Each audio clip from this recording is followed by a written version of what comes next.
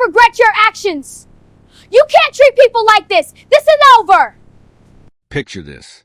A crowded airplane cabin, somewhere between Atlanta and Chicago, cruising at 30,000 feet, the kind of flight where most people are half asleep. Headphones in, mind somewhere else entirely. The hum of the engines is steady. The cabin lights are dimmed. Everything looks normal. Everything looks fine. But in row 17, something has just happened. Something that will ripple outward from this moment like a stone dropped in still water, touching lives and careers and headlines in ways that nobody on this plane can possibly anticipate right now. There's a little girl sitting in seat 17A, 9 years old, small for her age. She has braids with gold beads woven through them, and when she moves her head, those beads click together softly, like the world's quietest music.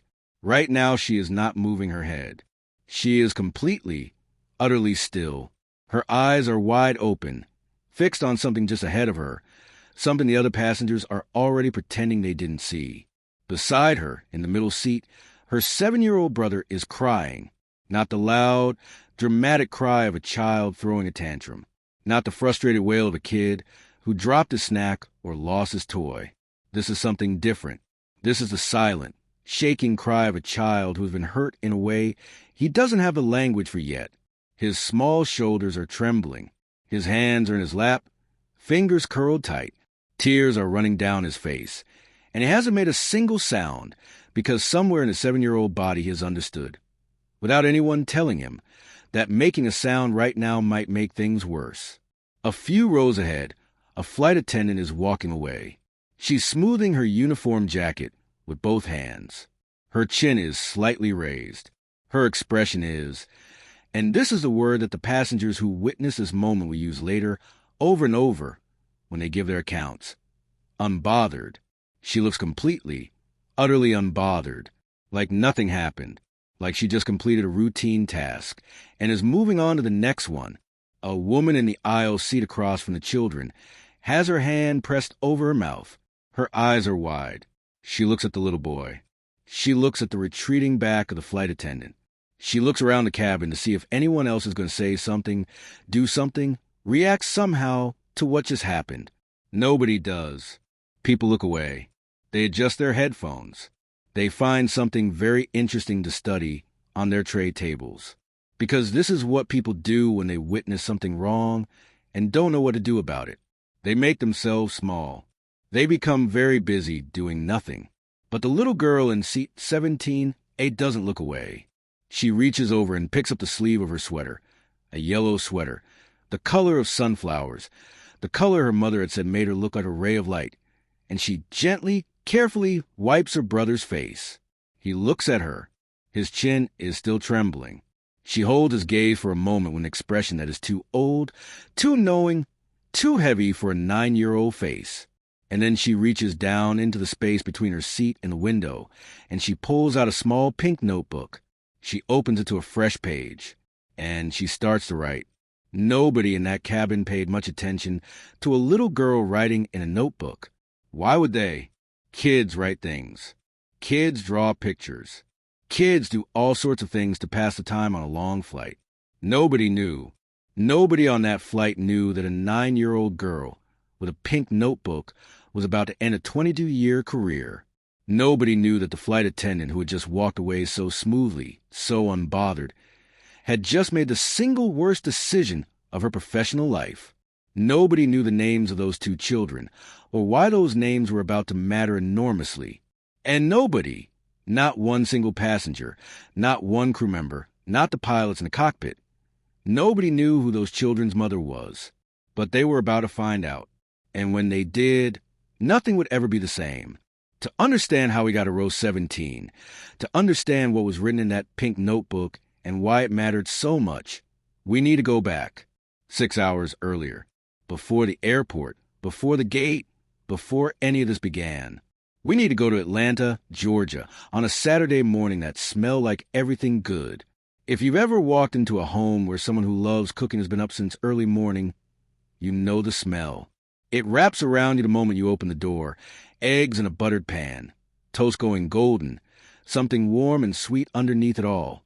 The kind of smell that means safety.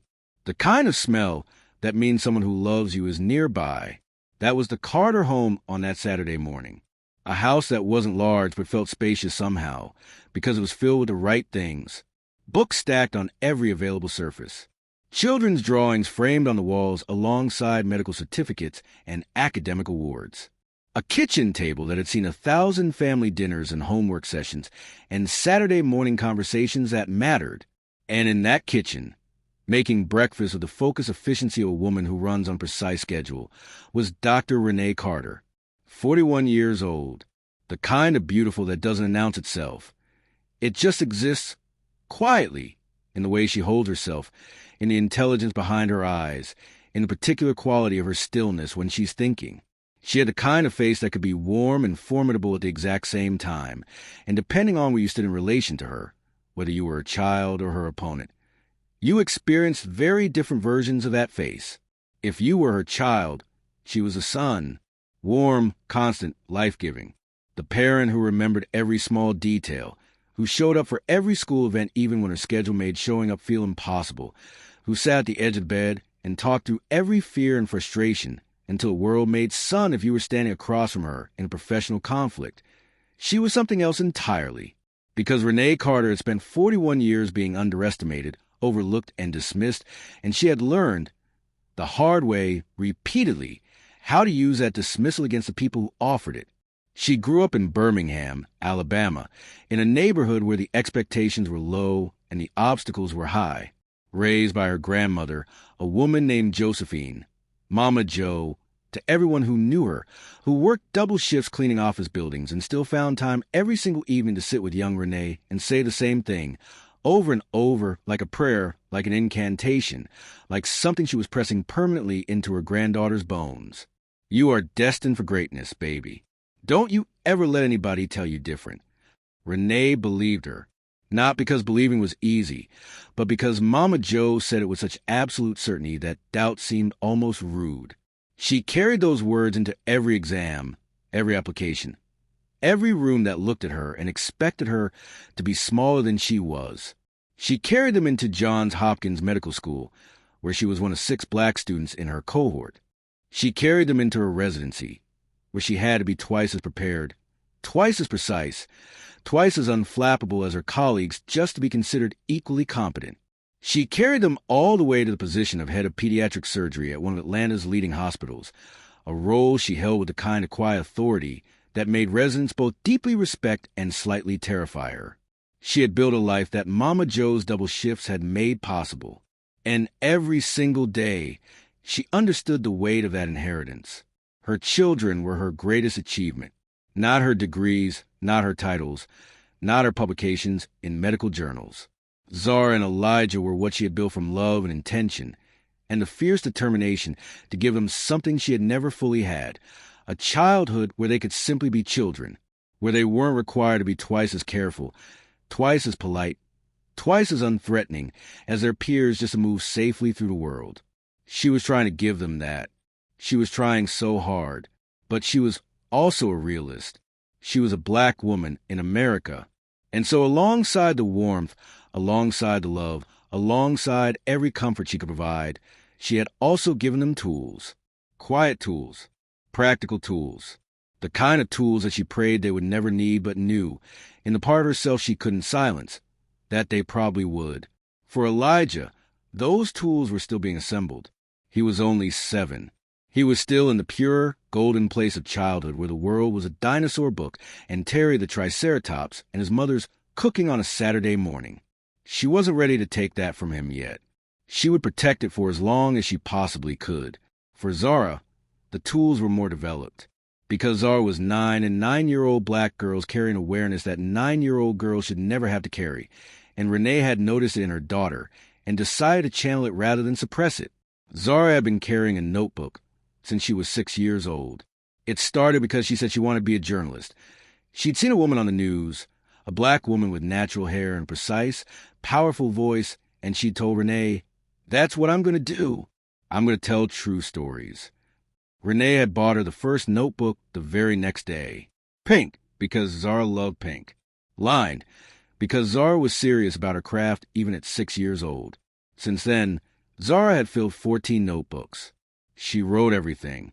What she observed at school, conversations she overheard, descriptions of people on the street, her feelings about things that happened to her and the people around her.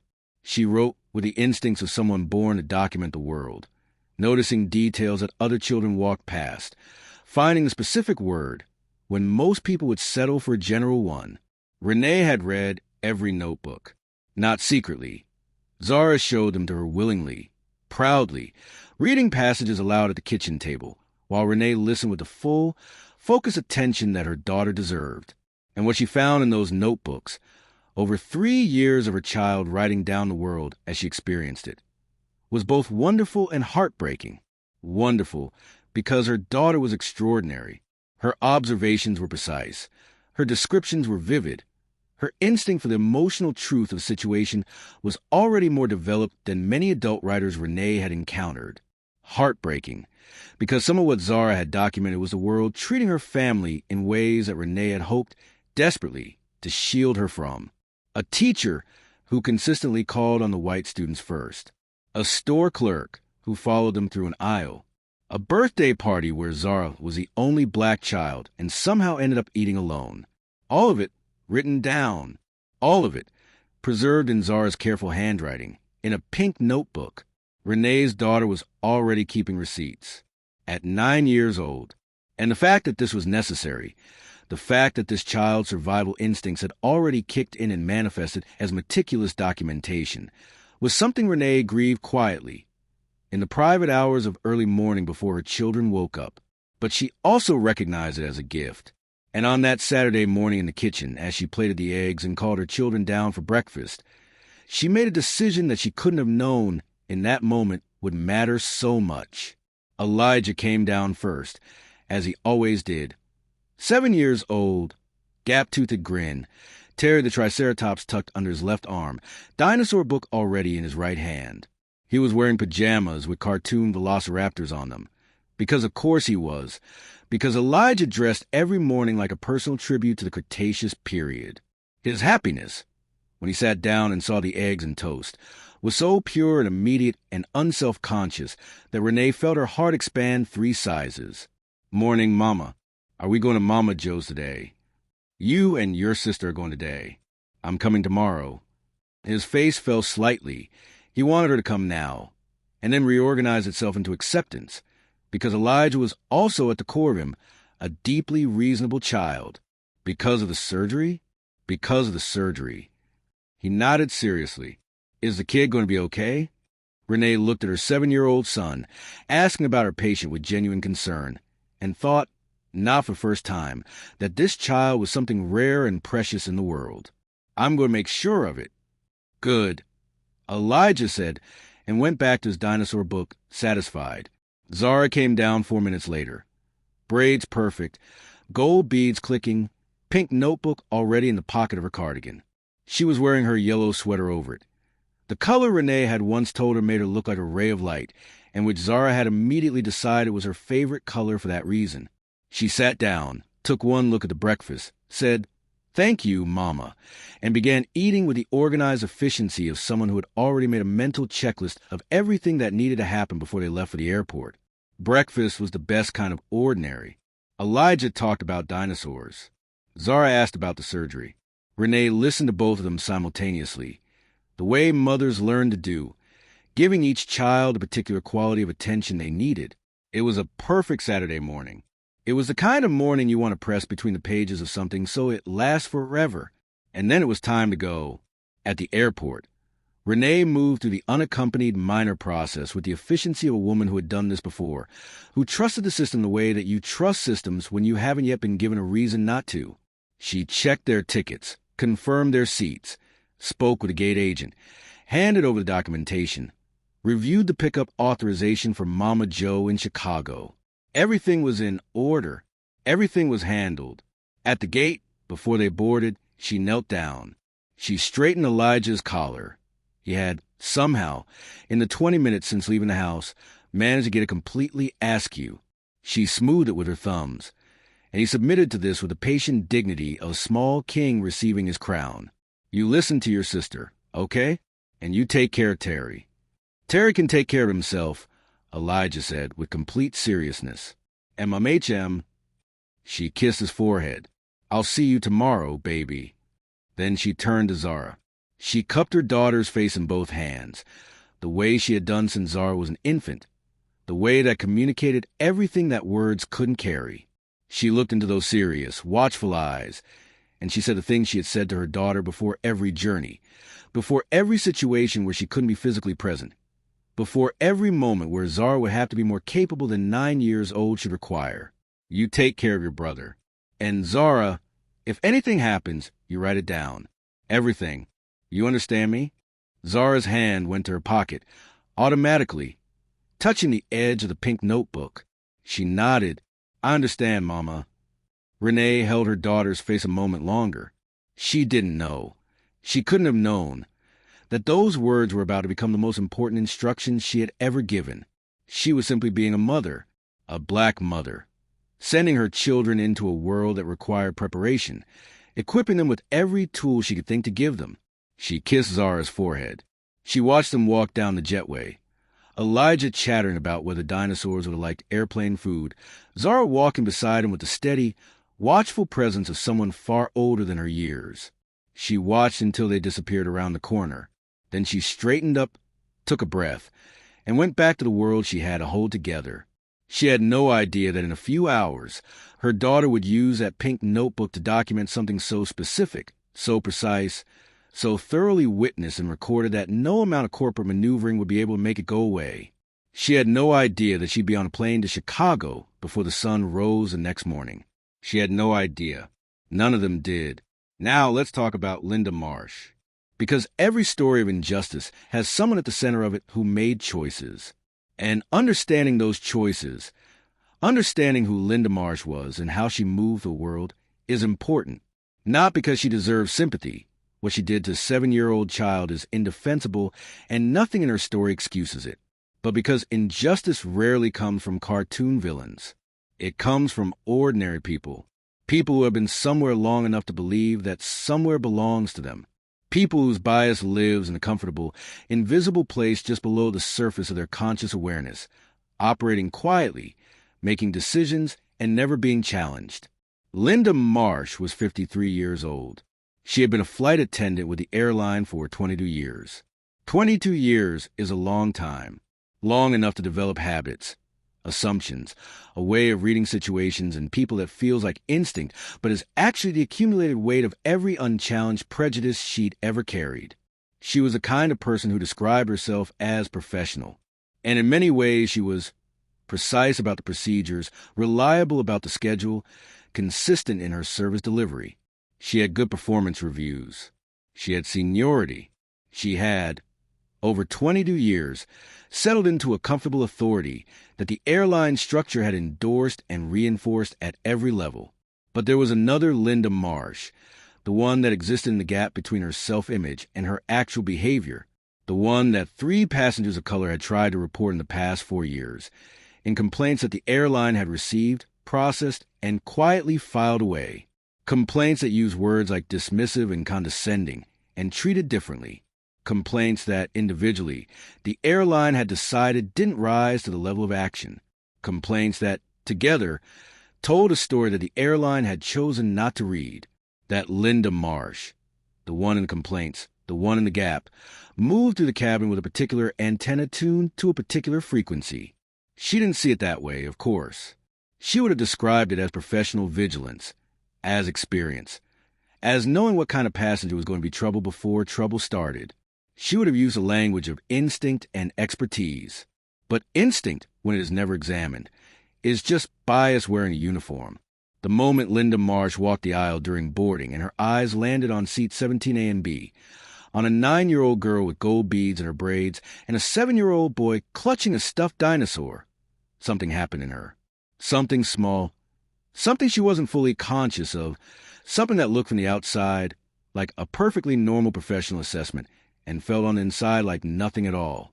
She made a decision about those children before they had done a single thing. She decided they were going to be a problem. And once you decided something like that, Once you've made up your mind before the evidence is in, you interpret everything through that lens. Every normal childhood behavior becomes confirmation. Every ordinary moment becomes justification. The flight took off normally. Elijah, true to his character, pressed his face against the window with complete, undiluted wonder, narrating what he saw to Terry the Triceratops in a whisper that was slightly louder than he realized. Zara organized her snacks, a system she had developed over multiple flights, sorted by type and consumption order, documented in the back pages of her pink notebook, where she kept logistical notes alongside her observational ones. For the first hour, everything was fine, and then Elijah reached for his dinosaur book. He was excited about a page he wanted to show Zara. Something about a particular species of pterosaur that he had been reading about for weeks and had many opinions on. In his excitement, his elbow caught the edge of his juice cup. Small amount of juice, the kind of minor spill that happens on every single flight, every single day in every cabin class from economy to first. The kind of thing that is handled with a few napkins and a brief apology, and then forgotten within minutes by everyone involved. Zara had the napkins out before the juice had finished spreading. The woman in the aisle seat, a kind woman in her late 40s named Patricia, who was traveling to visit her grandchildren and who had already exchanged several warm smiles with the kids during the flight, reached over immediately. "Oh, honey, it's absolutely fine. My kids did that on every single flight we ever took. Don't worry for 1 second." Elijah looked mortified anyway. The way children do when they've made a mess, that particular 7-year-old horror of having caused inconvenience. "Sorry," he said to the woman, to Zara, to the general air around him. "You're perfectly fine, sweetheart," Patricia said warmly. And that should have been the end of it. It should have been nothing. A small spill. Cleaned up quickly, handled by 2 children with more poise than most adults manage in the same situation. But Linda Marsh appeared. She came down the aisle with the energy of someone who had been watching and waiting and had now been given an opening. And her response to a minor juice spill, already cleaned, already forgiven by the only passenger remotely affected, was so disproportionate that Patricia, who had just been warm and reassuring, felt her expression shift into something uncomfortable. Linda stood at the end of their row. Her voice was controlled, measured, professional enough that if you transcribed just the words you might not immediately identify what was wrong with them. But the tone, the particular quality of condescension, the way her eyes moved over children with an assessment that had already rendered its verdict, landed on everyone in the surrounding rows like something cold. "You need to control yourselves. I don't want any more disruptions from this row." Zara felt it before she processed it. That heat in her chest, the heat that she had felt before in other places, other situations, that her body recognized even when her mind was still catching up. She looked at Elijah, who was looking at Linda Marsh with an expression confused hurt, because he had apologized, and the woman across the aisle had already said it was fine, and he didn't understand why someone was still angry. Patricia, in the aisle seat, opened her mouth and then closed it. She looked at Linda. She looked at the children. She made the calculation that most adults make in these moments, the uncomfortable calculation between the discomfort of intervening and the discomfort of staying silent. And she stayed silent, though the guilt would stay with her for the rest of the flight and beyond. Zara said nothing. She did not defend herself or her brother. She did not correct the flight attendant. She did not cry, though her eyes felt hot. She opened her pink notebook. She wrote down the time. She wrote a description of Linda Marsh, height, approximate age, uniform details, name badge. She wrote down exactly what had been said, word for word, in quotation marks, the way she had read that real journalists always did. She wrote down that the spill had already been cleaned and that the adjacent passenger had not expressed any concern. Then she closed the notebook, put it back in her pocket, and said quietly to Elijah, "Did we do something wrong?" He shook his head, uncertain. "We didn't," she said, firmly, not as comfort, as fact. "We didn't do anything wrong." The flight continued. The cabin settled back into its ordinary rhythms. Elijah, after a few minutes of subdued quiet, began to recover his natural state, the state that was his default, that pure, renewable joy, and was soon back to his dinosaur book, showing Zara the pterosaur page, explaining in detail why this particular species was underappreciated in popular culture. Zara listened and made notes in her notebook. Not about Linda Marsh this time, but about pterosaurs, because Elijah's enthusiasm for dinosaurs was one of her favorite things in the world, and she always documented her favorite things. An hour passed, maybe a little more. Elijah fell asleep. He fell asleep the way he always did, quickly and completely, like a light being switched off. His head tipped slightly toward Zara's shoulder. His dinosaur book slid into his lap. Terry the Triceratops was wedged between him and the armrest. His face, in sleep, was the face of every 7-year-old who has ever existed. Open, unguarded, luminously innocent. His arm, in the way of sleeping children's arms, drifted gradually toward the aisle. Not far, not blocking anything. Just a natural, unconscious sprawl of a small body at rest. Zara was reading. She had her own book open, a chapter book about a girl detective that Mama Jo had sent for her birthday, and she was absorbed in it the way she was absorbed in all good stories, completely. She wasn't watching the aisle. She had no reason to. She became aware of Linda Marsh before she saw her, the same way you sometimes feel a change in air pressure before a storm. Something shifted in the atmosphere of the cabin, and Zara looked up. Linda Marsh was walking the aisle, returning from the back of the cabin. She was moving at a normal pace, carrying nothing, her expression professionally neutral. She reached row 17. She looked down at Elijah's sleeping form, and specifically at his arm, extended slightly into the aisle. And here is where something happened that Zara will spend years trying to find the exact right words for. Because what came next was not an accident in the way accidents are accidental. The way Elijah's juice spill was accidental. The way tripping is accidental. The way mistakes made in confusion or darkness are accidental. What came next had something deliberate threaded through it, even if the deliberateness lived in a place Linda Marsh might not have been fully conscious of. Linda stopped. She looked at Elijah's arm, and instead of doing what any of 100 reasonable people would do in that moment, stepping over it, moving gently past it, perhaps giving his small shoulder a soft nudge, the kind of gentle contact that says "excuse me" without requiring words. Instead of any of those things, she reached down and moved his arm with a motion that was sharp enough, rough enough, sudden enough to jolt a deeply sleeping 7-year-old into immediate, disoriented waking. Elijah startled awake the way small children do when startled from deep sleep, gasping, heart-hammering, completely disoriented, not knowing for a moment where he was or what was happening. His eyes flew open. He lurched upright, and Linda Marsh, who had bent down to move his arm and was now at his level, her face close to his in that disoriented, gasping moment. Something happened. Something that Zara, who was looking directly at her brother's face, watching the exact moment of his startling, saw with complete clarity. Something that 2 other passengers in the surrounding rows also saw and processed and felt their stomachs drop at the seeing. And then Linda Marsh stood up, straightened her jacket, and walked away down the aisle. Smooth, unbothered, professional. And Elijah sat there in his seat, blinking, trembling, looking down at himself and then at his sister, and on his small face was the expression of a child trying to understand something his entire understanding of the world has not prepared him for. His chin started to shake. His shoulders started to shake. And those tears came, the silent ones, the ones that are somehow so much worse than crying, because they mean the child is trying not to cry and crying anyway, because a hurt is too big to contain. Zara moved immediately. She reached over and wiped his face with the sleeve of her yellow sweater. She held his gaze. She watched him try to find words and fail to find them. She watched him look at his hands, look at the seat in front of him, look back at her. Around them, a few passengers had seen.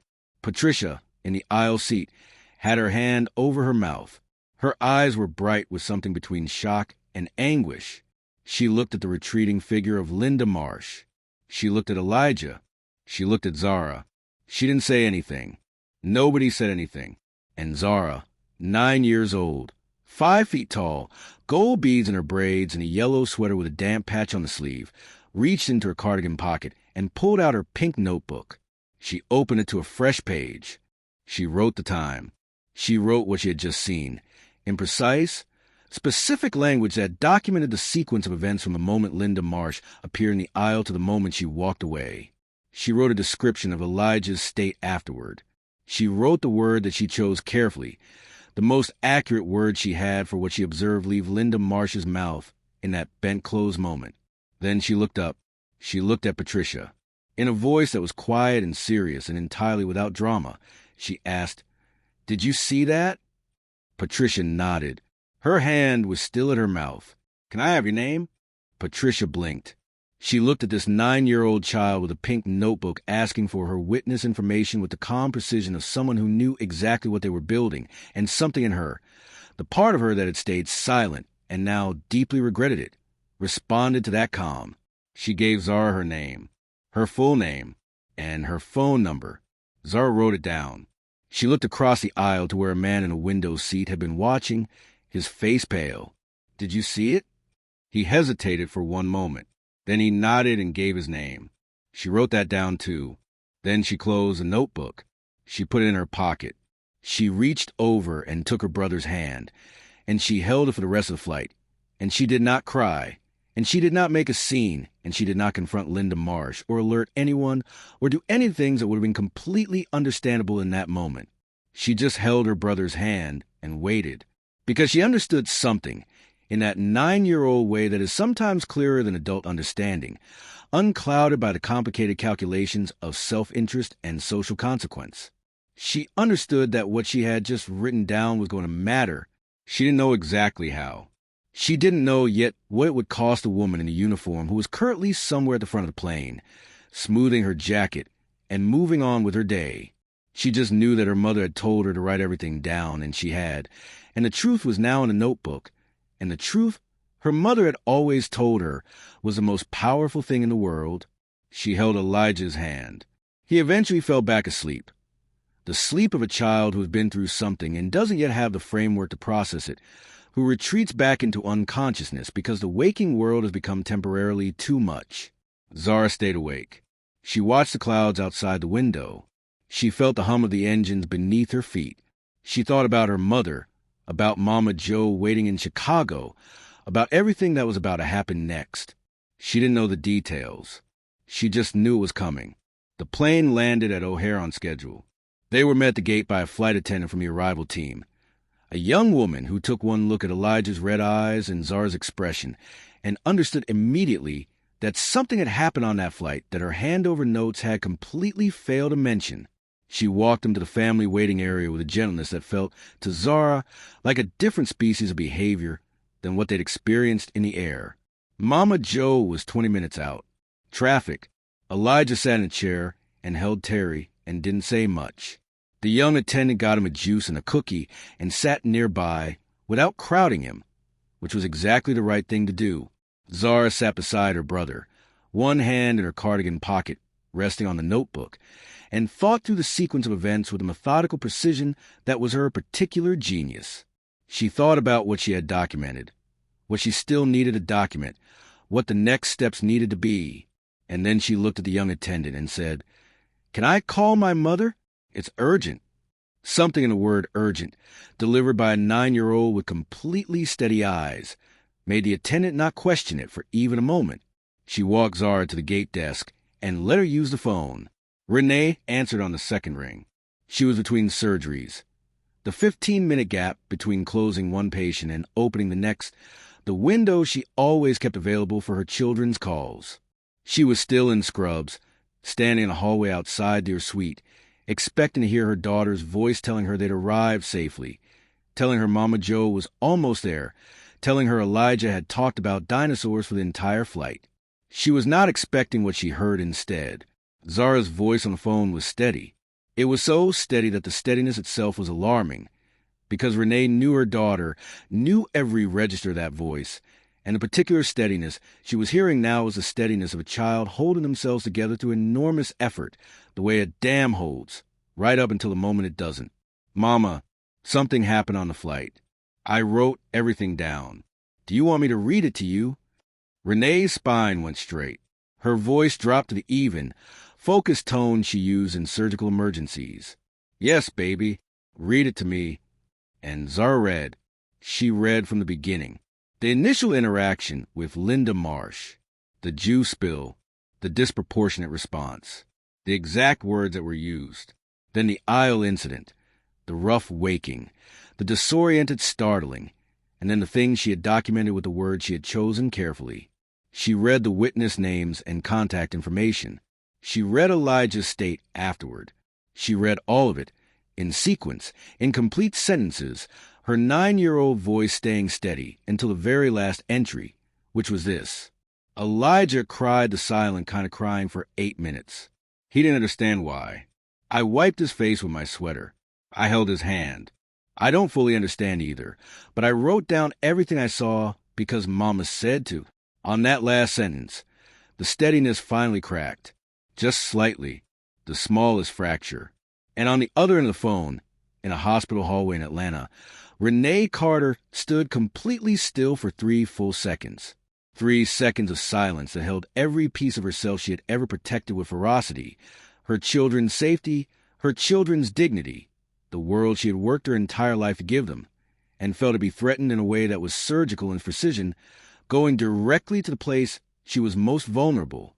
"Baby," she said, and her voice was very quiet. "You did exactly right. You put your brother on the phone." Elijah's voice when he took the phone was small. "Mama, I'm here, baby. I'm right here. I'm so proud of you. Are you hurt?" A pause. A 7-year-old trying to process a question that required a kind of self-assessment he had never needed to do before. "I don't know," he said. Those 3 words. I don't know. From a 7-year-old boy who didn't have the framework yet for what had just been done to him, who couldn't identify whether he was hurt because he had never been hurt like this before and didn't have the language for it. Those 3 words were the ones that broke something open in Renee Carter. Not broke her. She was not a woman who broke. But broke something open, the way a wound opens. And she felt the full heat of what it meant, flooding through. She told Elijah she loved him. She told him she would see him very soon. She told him to let Zara take the phone back. "Zara, listen to me.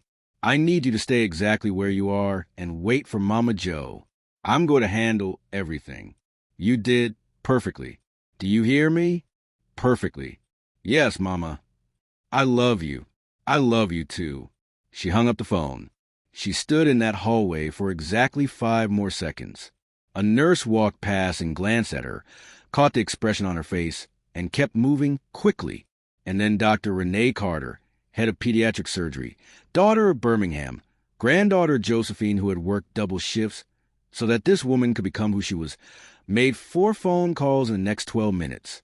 The first was to the airline's corporate complaint line. She did not raise her voice. She gave them a case number's worth of specific, documented information in the flat, precise tone of someone who has spent 20 years in operating rooms where emotion is subordinate to accuracy, and she told them she expected a response within 2 hours. The second was to her attorney, a woman named Claudia Barnes, who had spent the last 15 years making corporations wish they had done the right thing the first time. Renee gave Claudia the same information she had given the airline. Claudia asked 3 questions, said I'll start pulling records, and hung up. The third call was to a journalist, a man she knew through a hospital fundraising gala, a person who covered civil rights stories for a major outlet, who had a reputation for the kind of thorough, evidence-based reporting that couldn't be dismissed or minimized. She told him she had a story. She told him she had documentation. She told him to hold his schedule. The fourth call was to her chief of staff. She needed emergency personal leave. Starting first thing in the morning, she would be on the earliest available flight to Chicago. Then she went back into the OR because there was a child on that table who needed her, and Renee Carter did not abandon the children in her care, even when her own children needed her, even when her heart was doing what it was currently doing. Even then, she finished the surgery. She was flawless. She was always flawless in that room. But the moment the final suture was placed, the moment her patient was stable and in recovery, she pulled off her gloves, walked to her office, and booked herself on the 6 a.m. flight to Chicago. She spent the rest of that evening in her hotel near the hospital. She sometimes stayed nearby when she had early surgeries, on her phone, reading the documentation she'd had Zara photograph and send her. Reading the airline's complaint policy and the Department of Transportation's discrimination reporting guidelines. Reading her attorney's preliminary message about the 3 prior complaints she'd already located. 3 complaints, all from passengers of color, all filed in the past 4 years, all processed and dismissed. She read Linda Marsh's service record, which Claudia had obtained through channels that were entirely legal, and that Renee suspected Linda Marsh had never imagined anyone would bother to pull. 22 years of service, good evaluations, seniority, and 3 complaints that had been received, reviewed, and filed without consequence. Until tonight, until a 9-year-old with a pink notebook had documented a 4th. Renee didn't sleep much that night. Not because she was distraught. She was beyond distraught. She was in the cold, focused place that lived on the other side of distraught, the place where everything becomes strategic. She was up because she was building something, preparing something, assembling every piece of what she would need. By 5 a.m., when she got in the car to go to the airport, she had a folder in her bag that Claudia had helped compile overnight. Documentation, prior complaints, the airline's own policies on passenger conduct and crew behavior, and at the center of it all, a set of photographs of Zara's pink notebook pages, every word of her daughter's meticulous documentation, the record of what had happened to her son at 30,000 feet. She landed in Chicago at 8:17 a.m. Mama Joe met her at arrivals. Josephine Carter, 73 years old, 5 feet 2 inches tall, with gray locks and eyes that had seen enough of the world to be neither surprised nor defeated by it. She took one look at her daughter's face and pulled her into a hug that said everything neither of them had time to say out loud. "The babies are okay," Mama Joe said into her shoulder. Elijah ate 3 pancakes this morning. He's showing Terry around the apartment. Renee exhaled. And Zara, writing in her notebook. Mama Joe pulled back and looked at her daughter. That child documented everything, Renee. Everything. I read it this morning. I know. She's going to be something, that girl. She already is. At the apartment, Mama Joe's home, which smelled like coffee and old books and particular warm comfort of space that had been loved in for decades, Elijah was indeed showing Terry around. He had recovered some of his natural brightness, the way children do when they are safe and fed and loved, that renewable sunshine quality that adults lose and spend the rest of their lives trying to find again. When he saw his mother, he ran at her with the full force of 7 years of love, and she caught him and held him and pressed her face into his hair and stayed there longer than she usually did. "We're okay, Mama," he said, muffled against her shoulder, telling her, not asking, because even at 7, even after everything, he wanted to reassure her. She held him tighter. Then she set him down. She turned to Zara, who was sitting at Mama Joe's kitchen table with the pink notebook open in front of her, adding to yesterday's entries. Zara looked up. Their eyes met, and something passed between them. Mother and daughter, the particular communication that lives beyond words, that contained everything. The fear, the pride, the grief, the determination. All of it exchanged in a single look. Renee sat down across from her daughter. She reached out and put her hand over Zara's. "Show me everything." Zara showed her everything. Linda Marsh returned from her Chicago layover 2 days later. She had, in those 2 days, received a preliminary notification from her airline's HR department that an incident report had been filed. She had spoken to her union representative. She had given her version of events, an account that described an accidentally disruptive passenger, a minor aisle obstruction, a leaning over that may have been misinterpreted in the chaos of a child's sudden waking. She was calm about it. She had handled complaints before. This was the airline industry. Passengers complained. Investigations were conducted. Things were resolved. She had 22 years of service. She had seniority. She had a union. She was not particularly worried. She should have been. The HR meeting was scheduled in a conference room at the airline's regional administrative offices. Standard-looking room, table, chairs, a window overlooking the parking structure. Linda walked in expecting the usual configuration. An HR director, maybe a legal representative, possibly a union observer. There were 3 people in the room. The HR director, A man named Gerald who had been in this role for 8 years and who had, to his later private shame, been the person who had processed and dismissed the 3 prior complaints against Linda Marsh without further investigation. He looked like a man who had not slept well, a legal representative from the airline's counsel office, there to take notes and advise, and a woman Linda had never seen before. Sitting at the side of the table with a leather portfolio open in front of her, posture impeccable, expression completely calm, wearing a particular kind of quiet authority that doesn't need to announce itself. Linda sat down. She looked at the unknown woman. The unknown woman looked back at her. Gerald began with the procedural framing. A complaint had been filed. An investigation was underway. Linda was there to give her account. The process would proceed in accordance with the airline's employment guidelines. Standard language. The kind of language that is designed to create the impression that this is an orderly, contained, manageable process. Then the woman at the side of the table spoke. "My name is Dr. Renee Carter. The children on that flight were my son and daughter." The room temperature changed. Linda Marsh looked at this woman, looked at the leather portfolio, at the stillness, at the eyes that were not angry in any way she could use as a defense, and felt, for the first time, something their 22 years of institutional protection had rarely required her to feel. Afraid, Renee opened the portfolio. She placed items on the table one by one, with the unhurried precision of a surgeon laying out instruments. Zara's pink notebook pages, photographed, printed, documented with timestamps. 2 signed witness statements. Patricia, the woman from the aisle seat, and the man from the adjacent row, both of whom had given their contact information to a 9-year-old with complete, deliberate willingness. A pediatric medical report from a Chicago doctor who was a colleague of Renee's. The examination she had taken Elijah for the morning after. Documentation of his emotional and physical state. The professional assessment of a child who had experienced a distressing incident involving an adult in authority.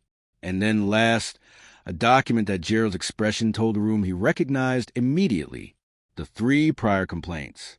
"These are internal records," the legal representative said. "Yes," Renee said.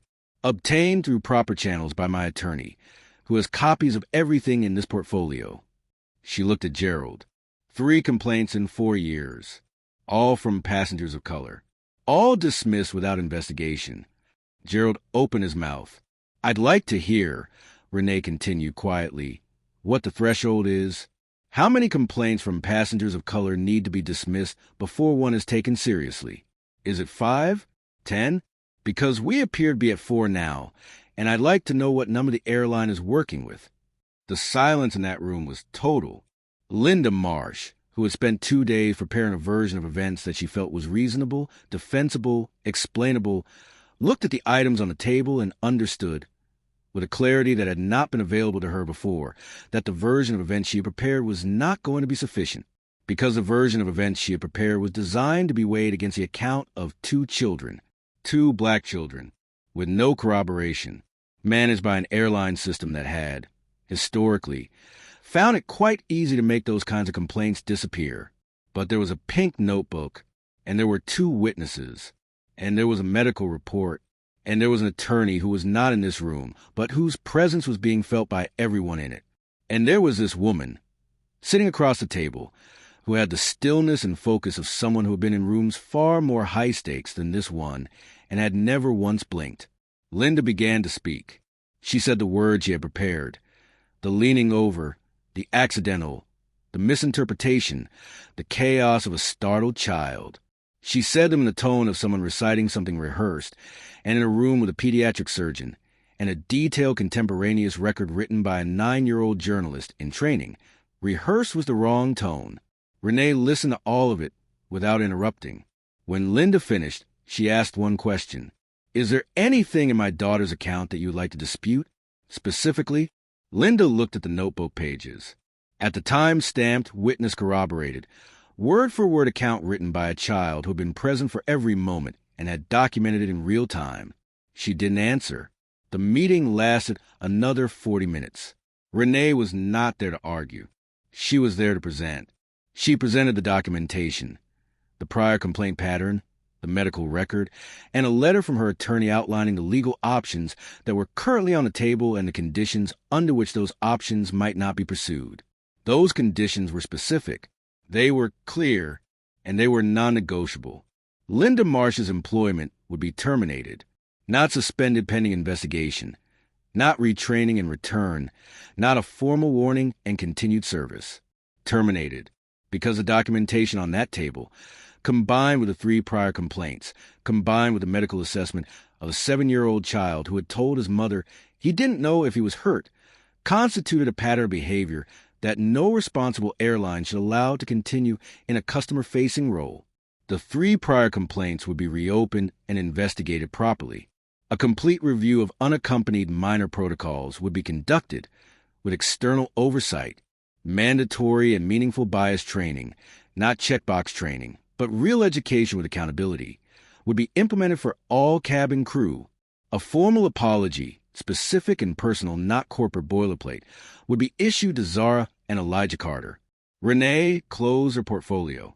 "My daughter is 9 years old," she said. She watched something happen to her brother, and instead of panicking or screaming or shutting down, she picked up her notebook and documented what she saw with the precision of someone twice her age. She got witness information from strangers on an airplane because she understood, at 9 years old, that truth needs corroboration.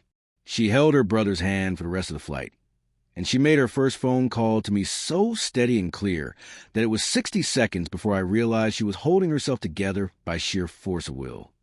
She looked at Linda Marsh directly. "My son told me he didn't know if he was hurt. 7 years old, and he didn't have the framework to answer that question. That is what you did. And this," she touched the portfolio, "is what my daughter did in response. I think the contrast speaks for itself." She stood up. She gathered her things. She left. 3 weeks later, the story ran. The journalist Renee had called was thorough. He spent those 3 weeks talking to witnesses, reviewing public records, speaking with former airline employees about the complaint process, and sitting across a kitchen table from a 9-year-old girl who read to him from a pink notebook with the calm, precise delivery of someone who had been preparing for exactly this moment without knowing it. The photograph that ran with the story became the image that people remembered. Zara at Mama Joe's kitchen table, notebook open, looking directly at the camera with an expression that was not angry, not triumphant, not performing anything.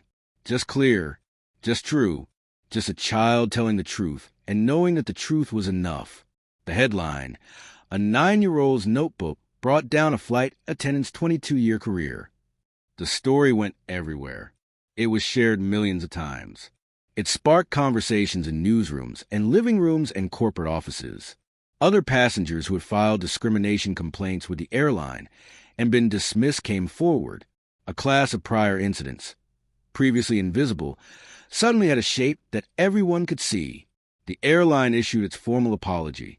A specific letter, personal in tone, addressed to Zara and Elijah Carter by name. Not a press release. A letter. The 3 prior complaints were reopened. 2 resulted in settlements. Linda Marsh did not work in the airline industry again, and the journalist, after the story ran, sent a letter to Mama Joe's apartment, addressed to Zara Carter. He told her that her documentation had been the most precise and useful witness account he had received from any source on any story in 23 years of journalism. He told her she had a gift. He told her the world needed her voice. Zara read the letter at Mama Joe's kitchen table, the same table where she'd read from her notebook, where Mama Joe made Sunday breakfast, where 3 generations of Carter women had sat together and held the world at bay with love and determination and a refusal to accept less than what was right. She read it twice, then she put it down. Mama Joe was watching her. How does that feel? Zara thought about it the way she thought about everything. Seriously, without rushing to an easy answer. She thought about the airplane cabin, about the silence of the other passengers, about Elijah's shaking shoulders and the sleeve of her yellow sweater, about her mother's voice on the phone, steady and exact and full of love underneath the steadiness. She thought about what her mother had said at the gate, kneeling down, cups her face in both hands. Write it down. Everything. Like the truth is louder than I thought, Zara said. Renee, who was sitting beside her daughter, who had heard this and felt it land in the deepest part of her, wrapped an arm around Zara's shoulders and pulled her close. Elijah was across the table with Terry the Triceratops, drawing a detailed illustration of a pterosaur from Mama Joe, narrating the anatomical details of its wing structure with the bright, serious enthusiasm of a child who is fully, completely, blessedly back to himself. His gap-toothed smile was at full wattage. His joy was intact. He looked up and caught his sister's eye across the table. "Zara, do you want to know the wingspan of a Quetzalcoatlus?" Zara opened her pink notebook. "Tell me everything." He told her everything. She wrote it all down. "Here is what I want you to hold on to when this story is over." Zara Carter did not fight with anger. She did not fight with noise. She fought with the most powerful weapon available to anyone who has ever been wronged. She fought with a truth, documented precisely, preserved carefully, delivered at exactly the right moment to exactly the right people. She was 9 years old. She had a pink notebook, and the words her mother had given her at a boarding gate. And she changed things. Not just for her brother, not just for her family. For every passenger of color who had filed a complaint and been dismissed. For every child who might fly that airline in the future and be met with dignity instead of contempt. For every person whose encounter with that particular attendant in that particular uniform might have gone differently if the prior complaints had been taken seriously the way they should have been. One 9-year-old girl, writing down exactly what she saw, changed things.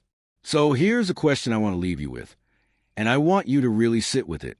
Think about the last time you witnessed something wrong and said nothing, not because you didn't see it, not because you didn't know it was wrong, but because you made the calculation that staying silent was safer, easier, less complicated than speaking.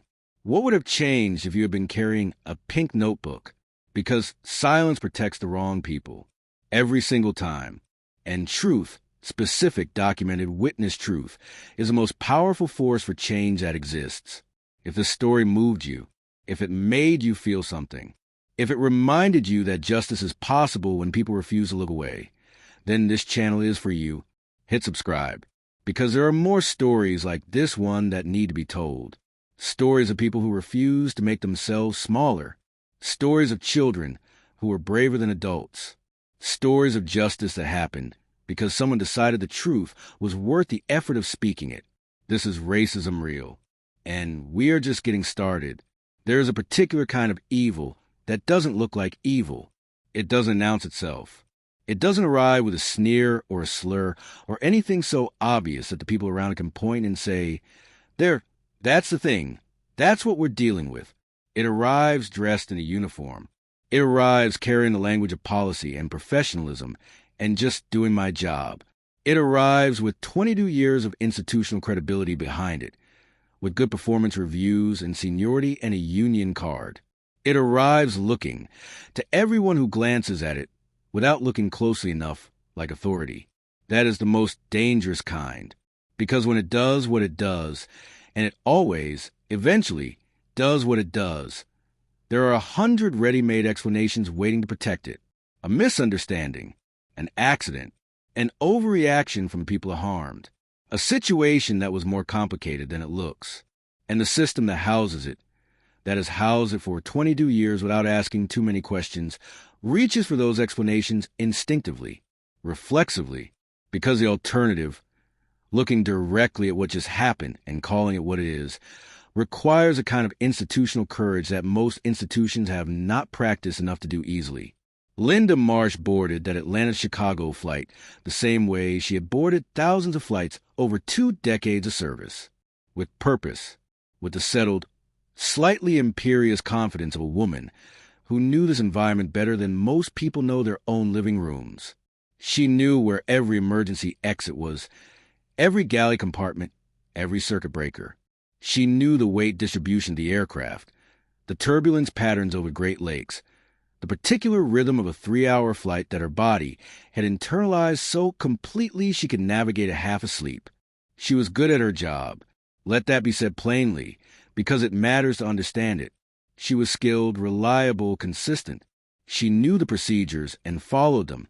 She had, over 22 years, accumulated the kind of institutional knowledge that takes decades to build and makes you genuinely difficult to replace. She was also something else, something that her performance reviews had never captured, because performance reviews are written by people who see what they want to see, and the people around Linda Marsh had, for 22 years, seen what was easy to see: the professionalism, the reliability, the seniority. They had not looked closely enough at the gap. The gap between who Linda Marsh was in her performance reviews and who she was in particular unguarded moments when she encountered certain passengers in certain seats. The gap that 3 people had tried to describe in 3 separate complaint filings over 4 years. Complaints that used words like dismissive and demeaning and treated us differently from the other passengers. Complaints that each arrived in Gerald's HR inbox, were processed through the standard review protocol, and were filed away without further action because each one, individually, could be explained, could be contextualized, could be made to seem like the isolated grievance of a difficult passenger rather than the documented pattern of a woman whose professionalism had a very specific blind spot. That gap was where Linda Marsh really lived. And on this particular flight, on this particular Tuesday afternoon at 30,000 feet, that gap was about to become the most important thing about her. The children boarded early. That's how unaccompanied minor protocol works. They board first before the general cabin, so that they can be settled and situated before controlled chaos of full boarding begins around them.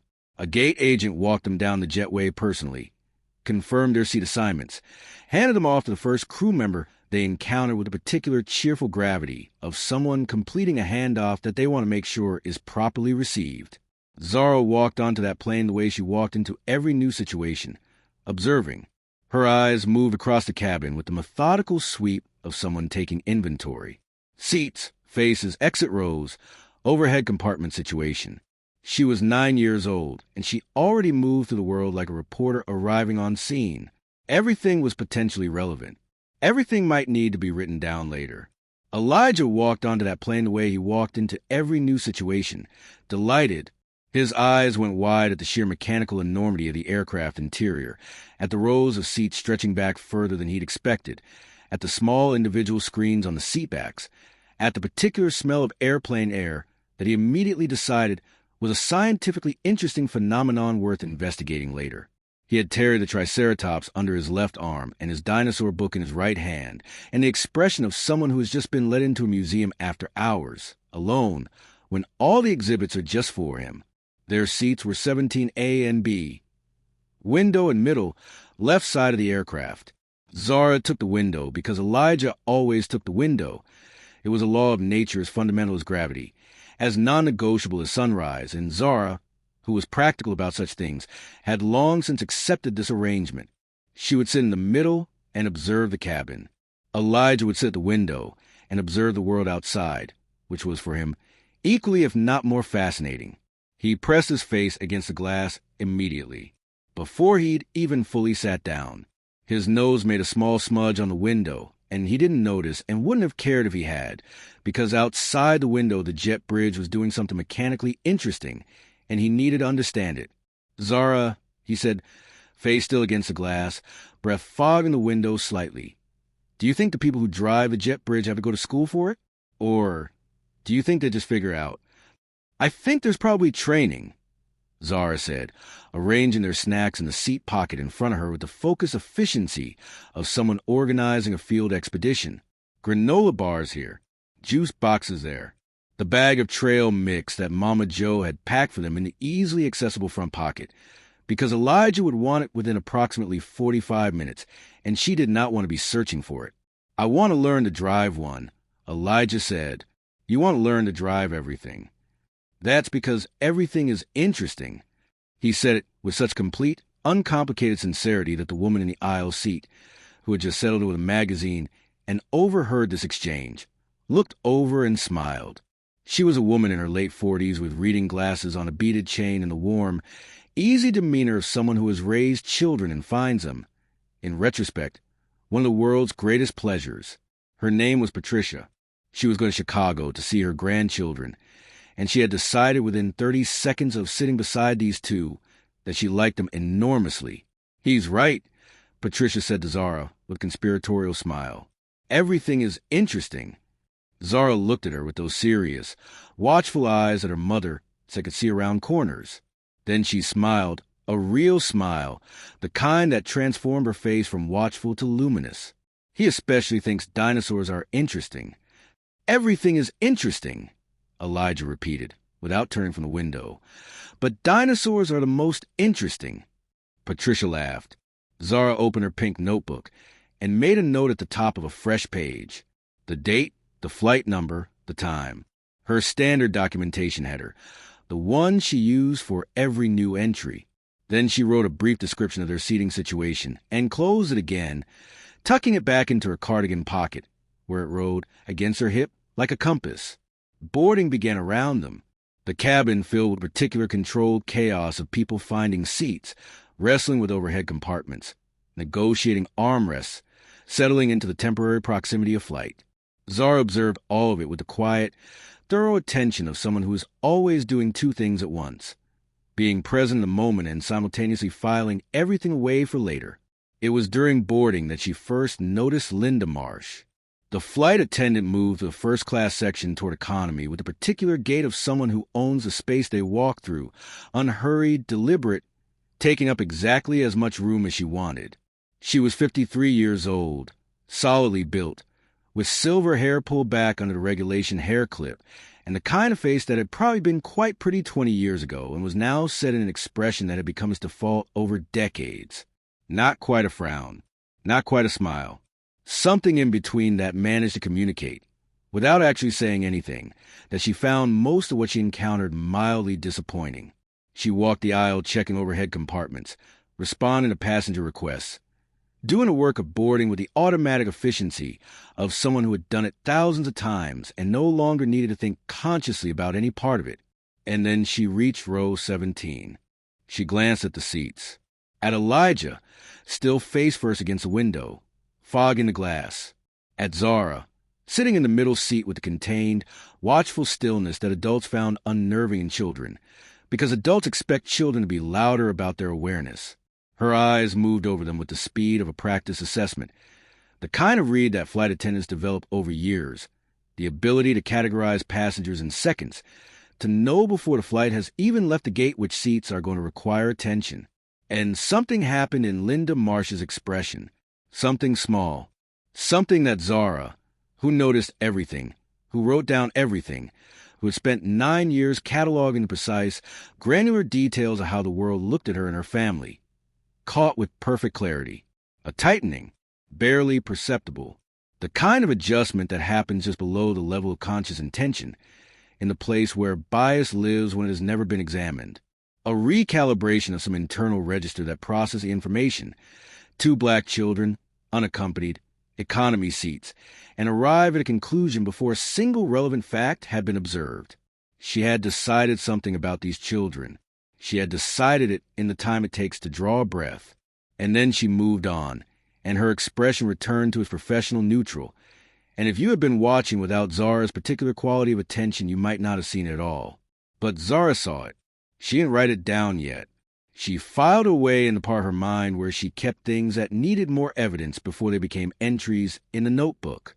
She had learned, from 3 years of careful documentation, that the first observation is rarely the whole story. You watch, you gather, you write when you have something worth writing. She would not have to wait long. The flight took off on schedule. There's something about takeoff that does something to people. Even the most seasoned travelers feel it. That moment when the engines reach their full roar and the aircraft commits to the sky and gravity becomes, briefly, a negotiation rather than certainty. Something loosens in the chest. Something remembers, instinctively, that this is remarkable, that human beings are flying. Elijah experienced this as pure, undiluted transcendence. He pressed himself back against the seat during the acceleration, and then, the moment the wheels left the ground, he exhaled the longest, most satisfied breath of his 7-year-old life and said, "We're flying, Zara." "We are." Zara agreed. "Terry likes it," he reported, checking in with the Triceratops. "He says it's better than he expected. Tell Terry I'm glad."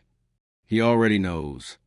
The first hour of the flight was the best kind of ordinary. Elijah divided his attention between the window and his dinosaur book, occasionally turned to share a piece of pterosaur-related information with Zara that could not wait. Zara read her detective novel, listened to her brother with the patient attention of someone who has found a way to genuinely enjoy being informed about pterosaurs, and periodically made small notes in her pink notebook.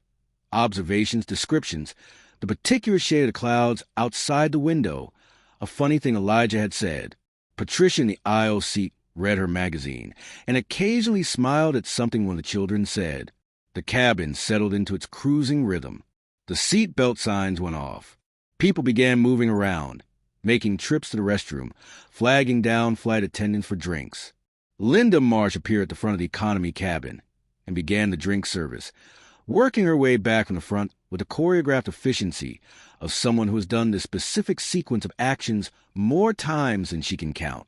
She reached row 17, and her manner toward Patricia was professional, pleasant, the standard service interaction, warm enough to be adequate, efficient enough to move quickly.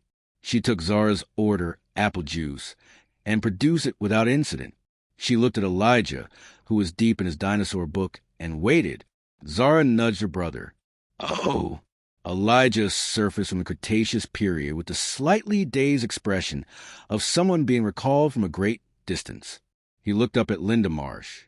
"Apple juice, please." "Thank you." The please and the thank you were automatic. Renee Carter had raised children who said please and thank you with the reflexive sincerity of people who had been taught that courtesy was not optional. It was as natural as breathing. Linda placed a juice cup on his tray table, without comment, without smile, and moved on. The drink service continued. The flight cruised. Somewhere over the flatlands that spread between Atlanta and Chicago, with the clouds below and a particular quiet of altitude above, Elijah reached for his dinosaur book. He was excited about a specific page. He had been waiting most of the flight to show Zara a diagram of a Quetzalcoatlus, the largest flying creature that had ever existed, with a wingspan that Elijah considered to be one of the most staggering facts in the known universe. And the moment had arrived. He was going to show her. Right now, his elbow caught the edge of the juice cup. It happened in a fraction of a second, the way these things always happen. Not a dramatic sweep, not a clumsy lunge, just a small, momentary miscalibration of a child's body in a small space reaching for something nearby. The cup tipped. The juice, a small cup half full, the standard airline serving, spread across his tray table and began dripping toward the seat. Elijah's face went immediately to that particular 7-year-old horror, the expression of a child who has made a mess in public and is acutely, agonizingly aware of it. Zara had the napkins out before he could say anything. 3 napkins from the seat pocket, deployed with the rapid efficiency of an older sibling who has cleaned up after this particular person for 7 years and has developed techniques. She blotted the tray table. She addressed the seat edge. She handed one napkin to Elijah for his book, which had caught a small splash at its corner. "I'm sorry," Elijah said to Zara, to the air, to the general concept of juice. "I was excited about the Quetzalcoatlus." "I know," Zara said, still blotting. "It's okay." Patricia had noticed from the aisle seat. She leaned over with the instinct of a grandmother who has spent decades minimizing the self-consciousness of small children over small accidents. "Oh, honey, don't you worry for 1 second. My kids spilled something on every single flight we ever took. Every one. You're doing perfectly fine." She said it to Elijah with a particular warm, specific reassurance that cuts through a child's embarrassment better than any amount of general comfort. And it worked. Elijah's horror faded, replaced by something approaching relief, and he looked at Patricia with the open gratitude of a child who has just been given permission to stop feeling bad. "Thank you," he said earnestly. "You are very welcome," Patricia said, and went back to her magazine. The spill was cleaned. The incident was over. Elijah turned back to his book, slightly more carefully now, finding the Quetzalcoatlus page with both hands properly accounted for. Zara tucked the damp napkins into the seat pocket and resettled herself. 2 minutes, start to finish. No trace remaining. No damage done. No one remotely upset. That is when Linda Marsh appeared. She had been in the galley at the front of the economy section, and something, a passenger report, her own observation, some sixth sense developed over 22 years of watching cabins, had brought her to row 17. She arrived to find two children in clean seats with a small pile of napkins, both looking perfectly calm, a friendly passenger beside them who showed no signs of distress. She looked at the row. She looked at the children. She looked at a situation that had already resolved itself, that required no intervention, that was finished before she arrived. And she intervened anyway. Her voice was controlled, measured, professional enough in its surface texture that if you transcribe just the words and read them in isolation, they might seem merely firm. But words are not just their transcript. They carry tone, weight, implication, the particular quality of the gaze that accompanies them. And every person in the surrounding rows who heard Linda Marsh speak to those children heard not just the words, but everything underneath them. You need to control yourselves. I don't want any more disruptions from this row. Control yourselves. As if Elijah had been out of control. As if knocking a cup while reaching for a book, the most ordinary human, childlike thing in the world, was a failure of self-regulation serious enough to warrant a flight attendant's formal address. As if the situation, already resolved, already handled, already forgiven by the only passenger who'd been adjacent to it, required this, required her. The word disruptions, plural, as though there had been multiple incidents, as though they were building towards something that needed to be warned against. Patricia looked up from her magazine. The expression on her face was the expression of someone who had just witnessed something that they recognized but hoped they wouldn't encounter today. The faint wince, the slight drawing in of a person of conscience who has just seen something wrong happen in front of them and is calculating, with a particular uncomfortable math that such moments require, what they are going to do about it. She said nothing. In that moment, she said nothing. She looked at Linda Marsh's retreating back, and she looked at the children, and she looked at her magazine, and she said nothing, because the moment passed too quickly, and she was already rationalizing, already finding the way through the discomfort to the easier place, the place where maybe she had misread the tone. Maybe it wasn't what it seemed. Maybe she didn't have enough information to say something. She would regret this for the rest of the flight. She would remember it for much longer than that. Zara felt the heat move through her chest the way it always did in moments like this. That flush of injustice that she felt before in other rooms with other adults, and that she had learned to recognize as her body's alarm system registering something her mind was still in the process of articulating. She felt it and she named it internally. This is not right. This is not about the spill. This is something else. And then she did what she had trained herself to do with that heat, with that alarm. She didn't let it out. She turned it into precision. She opened her pink notebook. She wrote the time. She wrote the words exactly, in quotation marks, because those were the exact words, and she had learned from 3 years of journaling that approximations were not the same as accuracy. She wrote a description of Linda Marsh that was specific enough to be useful and objective enough to be credible. She noted that the spill had already been cleaned before Linda Marsh arrived. She noted that the adjacent passenger had expressed no concern. She noted the tone, as best she could render in words, with a qualifier subjective assessment that she had taught herself to use when she was writing about something she experienced rather than something she observed factually. Then she closed the notebook. She put it back in her pocket. She turned to her brother. Elijah was looking at her with those open, honest eyes that registered hurt the way still water registers a stone, completely, immediately, with perfect fidelity. Did we do something wrong? She looked at her brother, at the gap between his front teeth, at the way Terry the Triceratops was tucked against his ribs, at the pure, uncorrupted sincerity of his question. He genuinely wanted to understand. He was 7 years old, and he was trying to make sense of why an adult was angry at him when he couldn't identify what he had done. No, Zara said. The word was not gentle. It was not consoling. It was factual, the way the best truths are factual, clear and solid and load-bearing. We didn't. He held her gaze for a moment, checking, reassuring himself of the particular trust that younger siblings place in older ones, that specific faith that says if she believes it must be true. Then he nodded. He went back to his dinosaur book. He found the Quetzalcoatlus page and showed it to Zara, pointing out the wingspan with the earnest certainty of someone sharing something genuinely wonderful. Zara looked at the Quetzalcoatlus. She listened to her brother talk about it. She smiled at the right moments. But her awareness was split, the way it always was in situations like this, the way she had learned to divide it, One part present with Elijah, fully, genuinely present, because he needed and deserved her full attention, and one part tracking the cabin around him the way a camera tracks a scene, peripheral and patient and waiting. An hour passed, maybe an hour and 15 minutes. The cabin had settled into that deep, collective mid-flight quiet where people drift.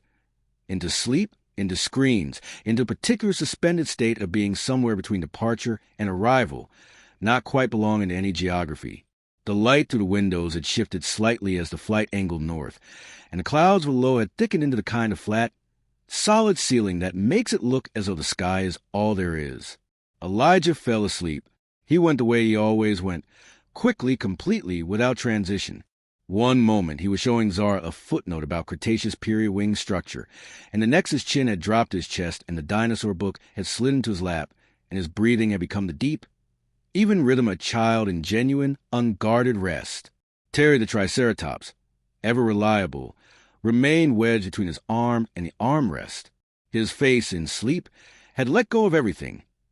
Every trace of the earlier moment, every confusion, every cloud that an adult's unkindness had briefly moved across it. He was just a sleeping child. Just Elijah, 7 years old, dreaming whatever is that a boy who loves dinosaurs dreams when he is safe and warm and 30,000 feet above the world. His arm moved the way sleeping arms move.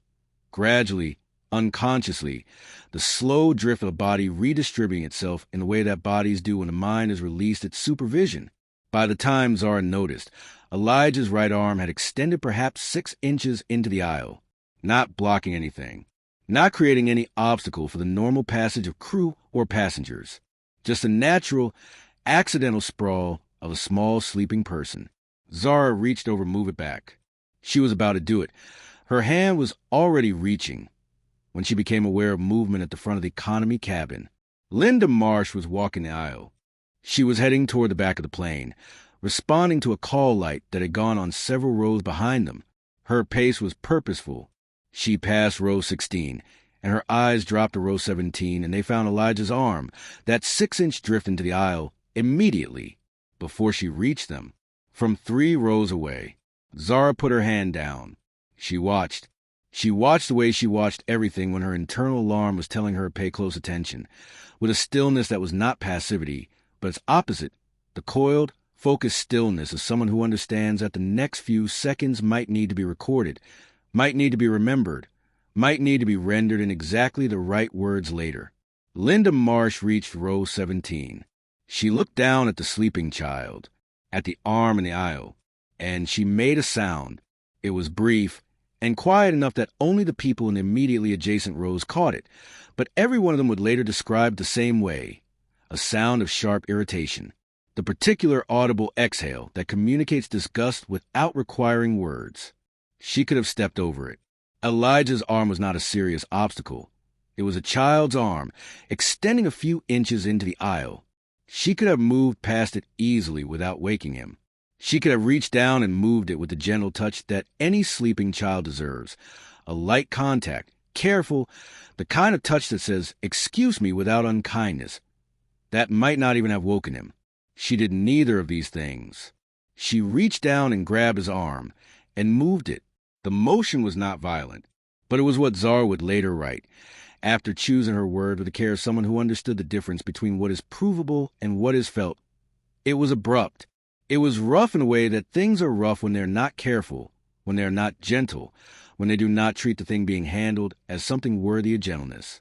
Elijah woke up the way children wake up when they're startled from deep sleep, gasping, heart hammering, eyes flying open into disorientation, every system in his small body firing simultaneously, because something has happened while he was unguarded, and his body needs to know what, and he is already awake before his mind can catch up and tell him it's okay.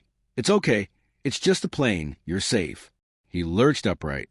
He looked around the cabin with the wide, unfocused panic of someone who doesn't know yet where they are. His eyes found Zara.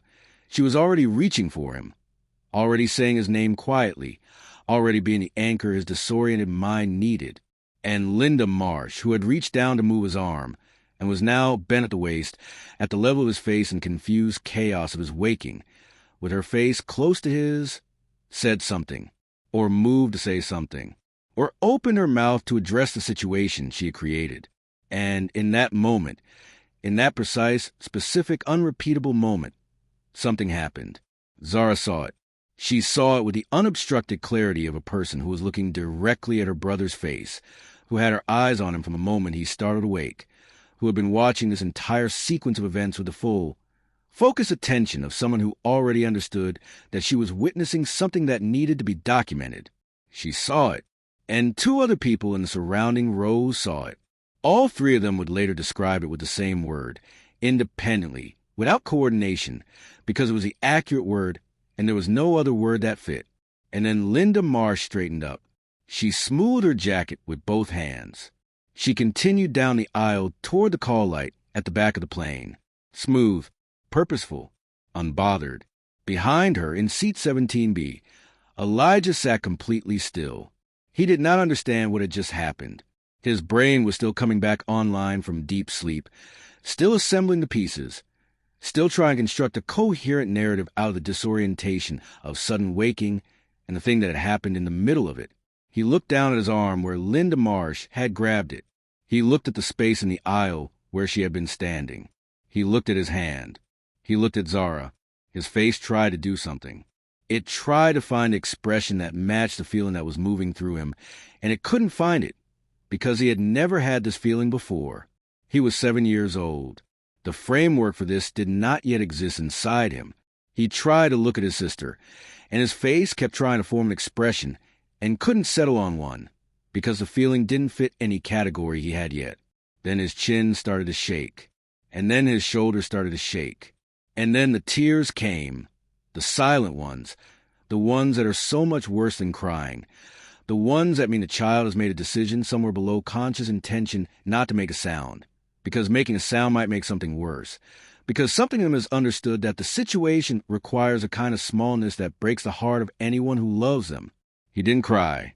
He shook and the tears ran down his face, and he made no sound at all. Zara moved instantly. She reached over and took the sleeve of her yellow sweater and wiped her brother's face with the careful, deliberate tenderness of someone who has done this before, who knows exactly how to do this, who hates that she knows how to do this.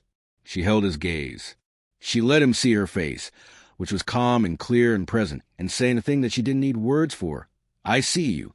I'm here. You didn't do anything wrong. I'm going to take care of this. Around them, the cabin had noticed. Patricia, in the aisle seat, had her hand pressed over her mouth. Her eyes were bright and wet and wide. She was looking at Elijah, and then at the direction Linda Marsh had walked, and then at Elijah again, and on her face was the expression of a person watching themselves fail a test they had known they might be given, and hoping there was still a way to pass it. A man in the window seat 2 rows ahead had turned around, his face pale and still. He was looking at the space where Linda Marsh had stood. He looked at the children. He looked at his hands. He did not say anything yet, but his expression said that he was doing a calculation, the same calculation Patricia was doing, about what kind of person he was going to be for the rest of this flight. A third passenger, a younger woman across the aisle, had gone completely rigid, the way people go rigid when they have witnessed something, and their entire body is registering the wrongness of it before their mind is caught up. Nobody said anything. Nobody said a single word. And Zara, 9 years old, gold beads clicking softly as she turned, yellow sweater damp at the sleeve from her brother's tears, reached into her cardigan pocket and pulled out the pink notebook. She opened it to a fresh page. She wrote the time. She wrote it precisely, hours and minutes. Because precision was the point. Precision was the difference between something that could be dismissed and something that could not. She wrote the location, row 17, seat B, economy cabin. She wrote a description of Linda Marsh, height, build, hair color, uniform details, the name badge she had read carefully the first time Linda had passed them. She wrote the sequence of events in exact order, beginning with Linda's appearance in the aisle and ending with Linda's departure. She wrote what she had seen happen in the moment that Elijah was startled awake, using the careful, precise language of someone who understood that the most important sentence in any account is the one that cannot be disputed. She wrote Elijah's state afterward, the shaking, the silent tears, the fact that he had not cried out and had not made a sound. She wrote at the bottom of the entry, in her careful hand. He looked at me and his face was trying to understand something it didn't have words for yet. I didn't have words for it either. But I wrote down everything I saw. Then she looked up. She looked at Patricia first. Directly, with the quiet, precise directness of someone who has made a decision. Did you see that? Patricia's hand came down from her mouth. She looked at Zara, at this 9-year-old child with a notebook, who had just asked her, in a voice that carried no accusation and no drama and no desperation, simply whether she had witnessed what she had witnessed. And something happened in Patricia. Something moved in the part of her that had been calculating, that had been doing the uncomfortable math of intervention versus silence. She nodded. "Can I have your name?" Zara asked. "And a way to reach you?" Patricia stared at her for 1 second. Then she reached into her purse, pulled out a business card, a grandmother's business card, with her name and her daughter's phone number because Patricia didn't have her own, and held it out. Zara took it. She wrote the name and number in the notebook. She looked at the man 2 rows ahead, who had turned around. He was still watching. She held his gaze with the same direct, quiet clarity. "Did you see it?" He hesitated. 1 beat.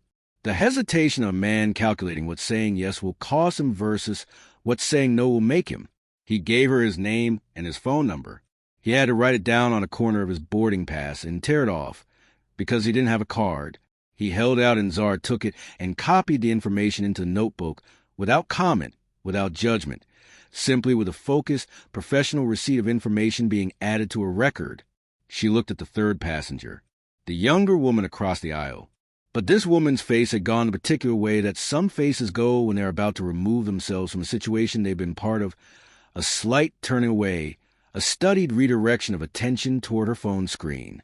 Zara watched this for a moment, noted it, and moved on. 2 witnesses were 2 witnesses. She had what she had. She closed the notebook. She put it back in her pocket. She reached over and took Elijah's hand. His was small and warm, and still slightly trembling, the aftershock of a 7-year-old body that has been through something it doesn't have a framework for yet. She held it without squeezing, without dramatics, just held it the way you hold something precious, firmly enough that it knows it's held. He looked at her. She looked back at him. And somewhere in what passed between them, in that wordless exchange that siblings have, that 2 children who've grown up in the same house and been raised by the same mother and carried the same history have, was a thing that she couldn't write in any notebook, couldn't render in any language, but that was as real as anything she had documented that day. "I see what happened to you. I wrote it down. I will not let this disappear." The flight continued at cruising altitude, at 30,000 feet, above clouds that looked from the ground like something permanent, and from above like something you could put your hand through. Linda Marsh moved through the cabin, doing her job, smoothing her jacket, carrying 22 years of institutional protection, and a reputation for professionalism, and the unexamined certainty of someone who has never been made to account for what lives in the gap. And in seat 17B, a 9-year-old girl sat with a pink notebook in her pocket and her brother's hand in hers and waited for the plane to land. She wasn't afraid. She was ready. Because here's the thing about truth, the thing that Linda Marsh did not understand, and that systems built to protect people like Linda Marsh count on most people never discovering. Truth does not require power to exist. It only requires documentation. It only requires a witness who refuses to look away. It only requires someone who understands that the moment something is written down, precisely with witnesses, with timestamps, with the specific details that can be corroborated and verified and held up to scrutiny. In that moment, truth becomes something that power has to reckon with, whether it wants to or not.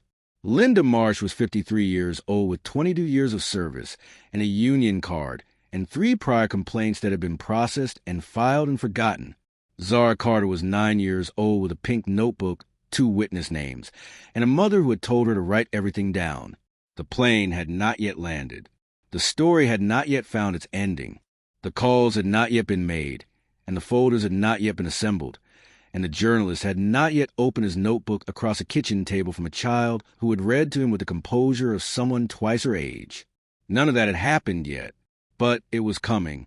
And somewhere in that economy cabin, In the particular stillness that settles over a flight in its final hour, a little girl in a yellow sweater sat with her hand over the pocket that held the notebook, feeling the slight weight of it against her palm, and she understood something that her 9-year-old mind had arrived at through 3 years of writing the world down exactly as she saw it.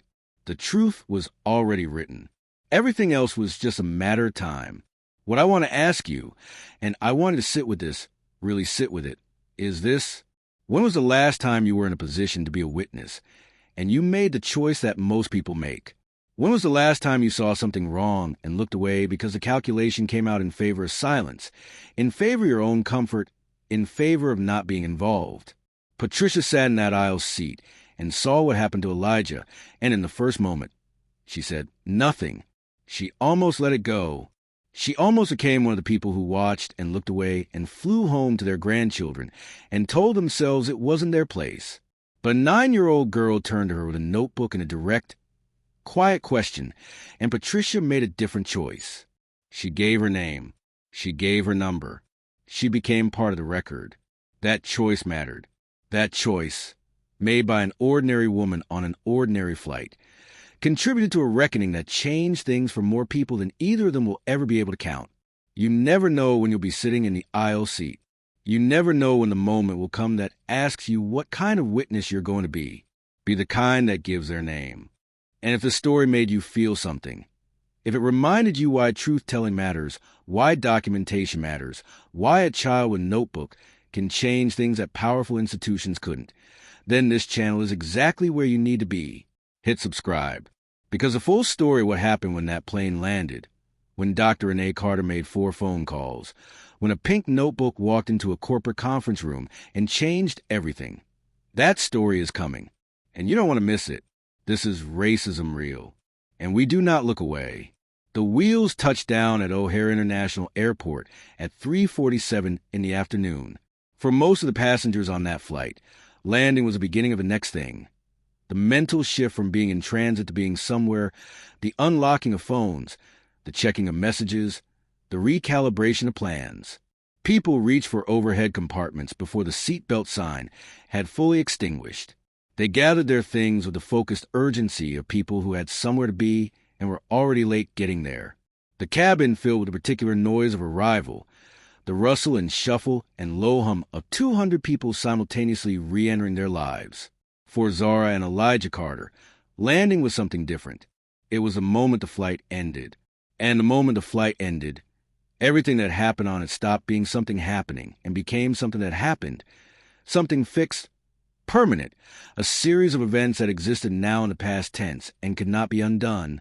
The thing that Linda Marsh had done to Elijah in that aisle at 30,000 feet was now a completed fact. It was in the notebook.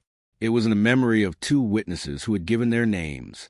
It was in Elijah's small body, in the way he sat in that seat as the aircraft taxied toward the gate, quiet in the way that children are quiet when they are carrying something they haven't yet found words for. Zara held his hand until the plane stopped moving. She had held it for most of the final hour of the flight, and he had let her, which told her everything she needed to know about how he was doing. Elijah was not a child who needed to be held. He was physical, active, always reaching and pointing and showing you things, always in motion, always outward-facing, always engaged with the world around with the full-body enthusiasm of someone who finds existence genuinely thrilling. The fact that he had spent an hour sitting still and quiet with his sister's hand in his, not reading his dinosaur book, not reporting on pterosaur wingspan, not asking the flight attendant questions about the aircraft's engine specifications, that stillness was not peace. That stillness was a child absorbing something he didn't have the framework to process yet. Zara understood this the way older siblings understand the interior, whether the people they've grown up alongside. She understood it, and she held his hand, and she didn't try to fill the quiet with words, because some things don't need to be talked over. Some things need to be sat with. And 9 years old as she was, Zara Carter understood the difference. When the seatbelt sign went off and the cabin erupted into motion around them, Zara reached up and retrieved their bags from the overhead compartment with the careful competence of a child who had been told that competence is protection. She handed Elijah his backpack. She helped him into it. She tucked Terry the Triceratops into the front pouch where Terry had traveled before, where he rode with a dignified security of a well-traveled reptile. She zipped it closed. She shouldered her own bag, made sure the pink notebook was in her cardigan pocket where it belonged, and put her hand on her brother's back. "Ready?" He nodded. He didn't say anything. He just nodded. They waited for the cabin empty enough to move, and then they walked in front of the aircraft. And Zara did not look at the galley where Linda Marsh was performing the end-of-flight routines with her usual professional efficiency. And she did not say anything to Linda Marsh. And she did not slow down, and she did not let Elijah slow down either. She kept her hand on his back, and she moved them forward, toward the door, toward the jetway, toward the next thing. The airline escort was waiting for them at the gate. Her name was Diane, and she was 26 years old, and she had been working unaccompanied minor escort duty for Skyconnect for 2 years.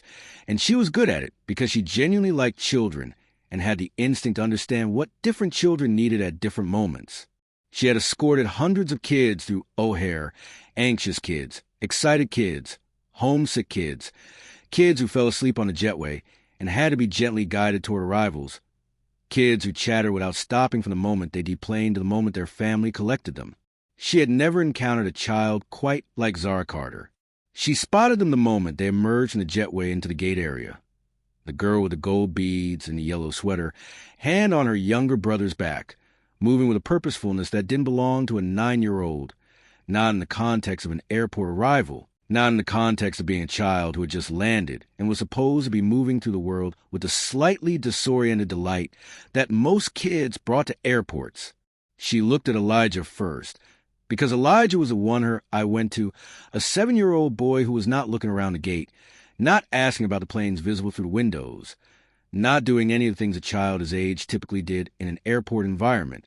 He was walking beside his sister, with his eyes on the ground and his shoulders in and Terry tucked against his chest, and the smallness of him in that moment, the particular physical language of a child who has drawn himself inward, hit Diane somewhere in the chest before she had a single fact to justify the feeling. She looked at Zara next, and Zara was looking at her, had already found her in the crowd, had already identified her from across the gate as the person they were supposed to meet, and was walking toward her with direct, composed intention. Zara's face was calm, not the calm of a child who was fine.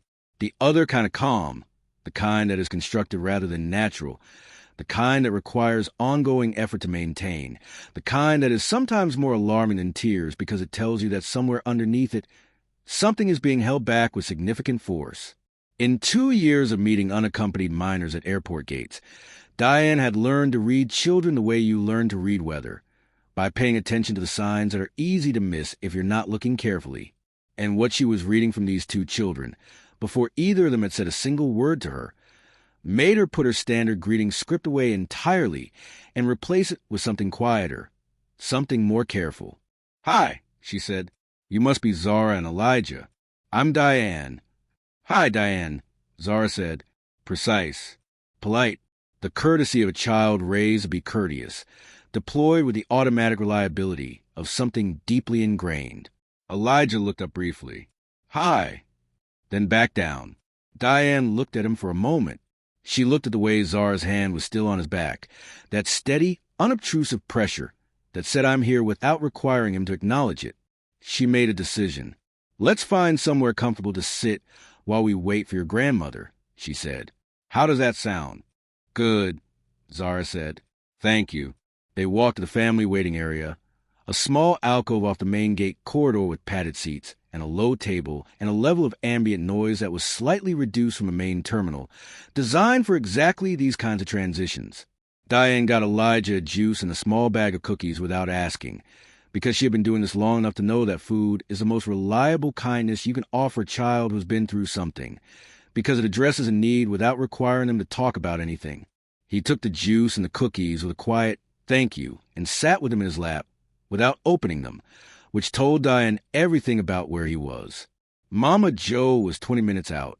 Traffic on the 90, the standard Chicago problem, the universal constant of O'Hare arrivals. Diane had texted her the update. 20 minutes was not very long. They could wait 20 minutes. But Zara, who had been sitting beside her brother and watching the gate desk with the patient focus of someone who has already made a plan and is waiting for the right moment to execute it, turned to Diane after approximately 3 minutes of sitting and said something that Diane was not expecting. "Diane, I need to call my mother. It's urgent." The word urgent, coming from a 9-year-old, in that particular voice, with that particular composure, not frantic, not dramatic, not the urgent of a child who has lost something or is scared or wants something. The urgent of a child who has assessed a situation and determined that a specific action needs to happen now, with the same flat, functional directness that adults use when they're in emergencies. Diane looked at her. She looked at the pink notebook visible in Zara's cardigan pocket. She looked at Elijah with his untouched cookies. And she made the kind of decision that people make when something in their gut is telling them loudly that the situation in front of them is more serious than its surface suggests. "Of course," she said. "Come with me." She walked Zara to the gate desk, spoke briefly to the agent there, a woman named Cora, mid-40s, who had been working this gate for 6 years and had seen enough of everything to recognize the particular quality of the situation that required compassion over procedure. And Cora nodded once and pushed the desk phone toward Zara, without a single unnecessary question. "Take as long as you need," Cora said. Zara looked at her. "Thank you." She picked up the receiver. She dialed her mother's number from memory.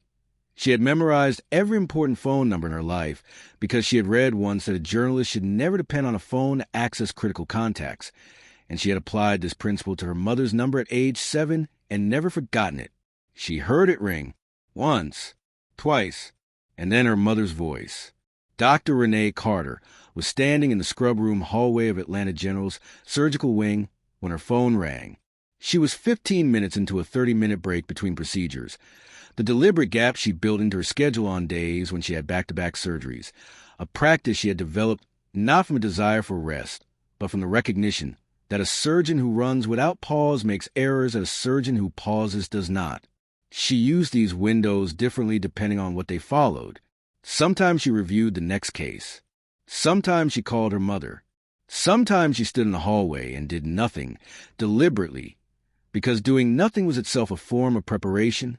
Today she was thinking about her children. She was thinking about the selfie Maya had sent Zara.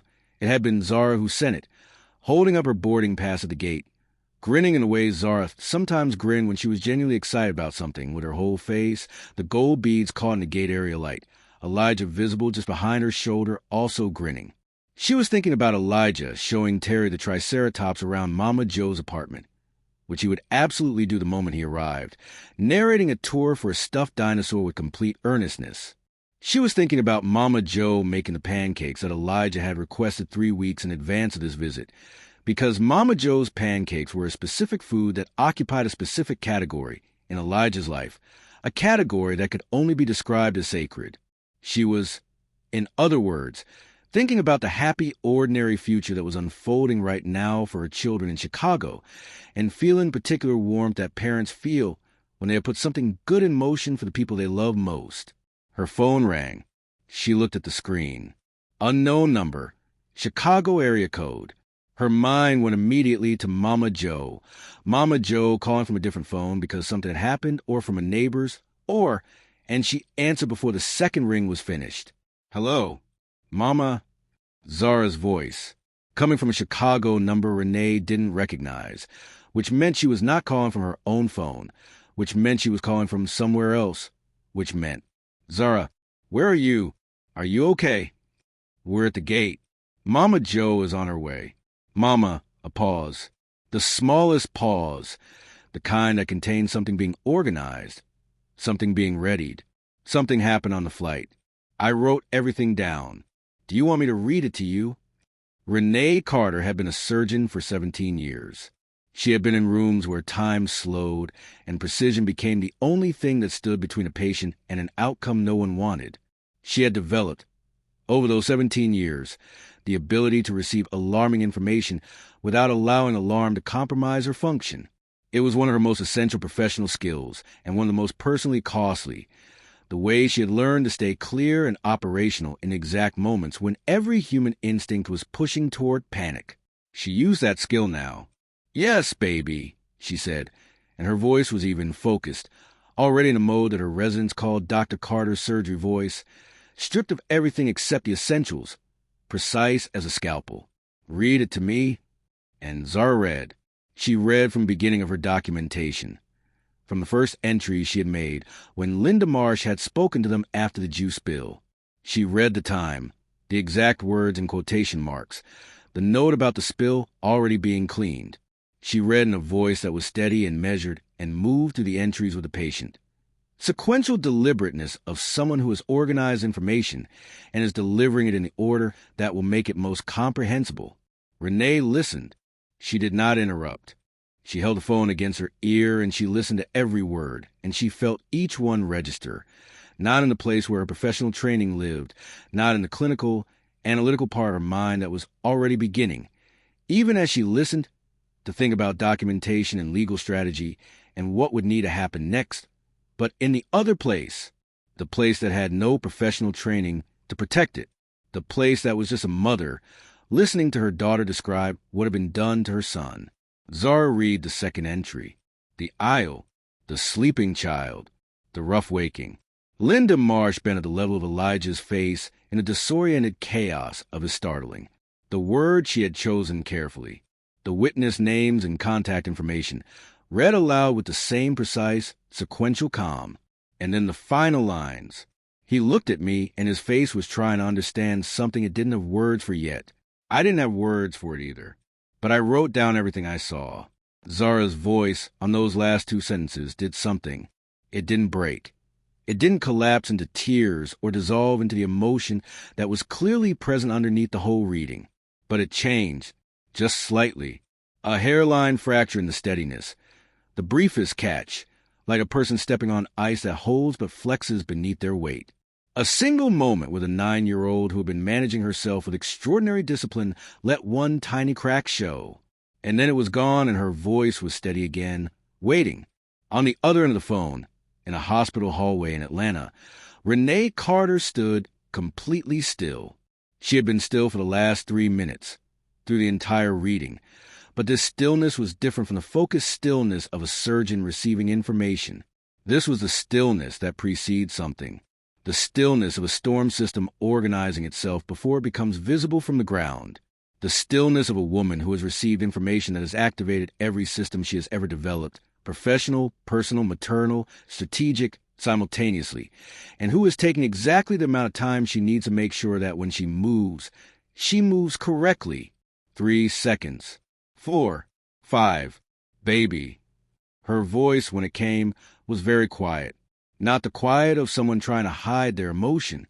The quiet of someone who is in complete control of it, who knows exactly where they're putting it, who has built a container for it that will hold long enough for her to do what needs to be done. You did exactly right. A breath on the other end of the phone. Zara breathing, receiving those words. You put your brother on the phone, Renee said. A pause. Then Zara's voice, slightly away from the receiver. Elijah, come here. Mama wants to talk to you. The sound of movement. The small, shuffling sound of 7-year-old getting up, walking, taking a phone. And then his voice, small, unsure, with none of his usual brightness in it. Just a tentative, seeking quality, a child reaching towards something he needs. Mama? And Renee, who had been a surgeon for 17 years, who had maintained absolute composure through the reading of a detailed account of something done to her child, who had built that container and held it. Renee felt something move through her at the sound of that single word from her son's mouth that she had to fight to not let into her voice. I'm here, baby, she said, and her voice was warm, steady, the voice he needed to hear, completely present, completely calm, completely his. I'm right here. Are you hurt? On the other end of the phone, in an airport waiting area in Chicago, Elijah Carter held a desk phone in both hands and heard his mother's voice and tried to answer her question. He tried. He genuinely tried to find the answer. He looked at his arm where Linda Marsh had grabbed it. He thought about the moment of waking up confused and frightened and not knowing where he was, and then knowing, suddenly, that something had happened to his face while he wasn't awake to know it. He thought about the feeling that had moved through him after, the feeling he had not been able to name, the feeling that didn't fit any category he had. He looked for the word hurt. He checked whether it applied. And the honest, earnest, 7-year-old truth was that he didn't know. He didn't know if what he was hurt. He didn't have enough experience with this particular feeling to know if this was what hurt felt like, or something else, or something that didn't have a name yet. I don't know, he said. 3 words. I don't know. From a 7-year-old boy who could identify 17 species of theropod dinosaur by silhouette, who could tell you the wingspan of a Quetzalcoatlus to the nearest meter, who had an opinion on every topic that came before him, and expressed those opinions with complete, joyful certainty. I don't know, because she had asked him if he was hurt, and he didn't know. And the reason he didn't know was because what happened to him was in the category of things that he had never been given a framework for. He was 7 years old, and Linda Marsh had created an experience in him that his 7-year-old life had given him no preparation for, and no vocabulary for, and no way to answer a simple question about. Those 3 words, delivered in a small voice from a Chicago airport desk phone, landed in Renee Carter like something physical. She had kept the container intact through everything, through the reading of the notebook, through the witness names, through the words Zara had chosen carefully and used precisely, through all of it. But her 7-year-old son saying, "I don't know," in response to "Are you hurt?" that was a thing. That was the thing that went past the container, past the professional training, past every wall she had ever built, and reached a part of her that was not a surgeon, and not a strategist, and not a woman who had spent her entire life building structures to contain what the world did to people who looked like her. That reached the part of her that was just a mother. And for 3 seconds, exactly 3 seconds, she counted them. She let it, then she put away. She put it in the place where she kept the things she would feel later, in private, in the hours before dawn when the world was quiet enough for her to be honest about the cost of everything she carried. She put it there, and she sealed it, and she came back to the present moment with the focus of someone who has somewhere to be and something to do and cannot afford the luxury of feeling everything right now. "Elijah," she said, and her voice was so warm and so steady and so completely his mother that he would tell Mama Joe about it later, about how his mom's voice had sounded on the phone and how it had made him feel like the world was solid again. "I love you so much. I'm going to see you very, very soon. Can you give the phone back to your sister?" "Okay, Mama," he said. "Mama?" "Yes, baby?" Terry says hi. And Renee Carter, in a hospital hallway in Atlanta, closed her eyes for exactly 1 second. "Tell Terry I say hi back." She heard the shuffle of the phone being handed over. Zara's voice came back. "Mama?" "Zara, listen to me very carefully." Renee's voice had shifted now. Still warm, but with a new quality underneath it, the quality of instruction being given to someone who is capable of following it. "I need you to stay exactly where you are and wait for Mama Joe. Don't talk to anyone from the airline about what happened. Don't show anyone your notebook except a police officer if one is needed, which it won't be. Just wait for Mama Joe. Can you do that?" "Yes. I am going to handle everything. Do you understand me? Every single thing. You have done your part, and you have done it perfectly. Now it's my turn." A pause. Then Zara's voice quiet and certain. "Okay, Mama. I love you. I'll see you tomorrow morning." "Tomorrow? But..." "First flight out. 6 o'clock. I'll be there before you wake up." Another pause. And then something in Zara's voice changed. Some last layer of the composure she had been maintaining. That extraordinary, sustained, 9-year-old composure. Thin just slightly.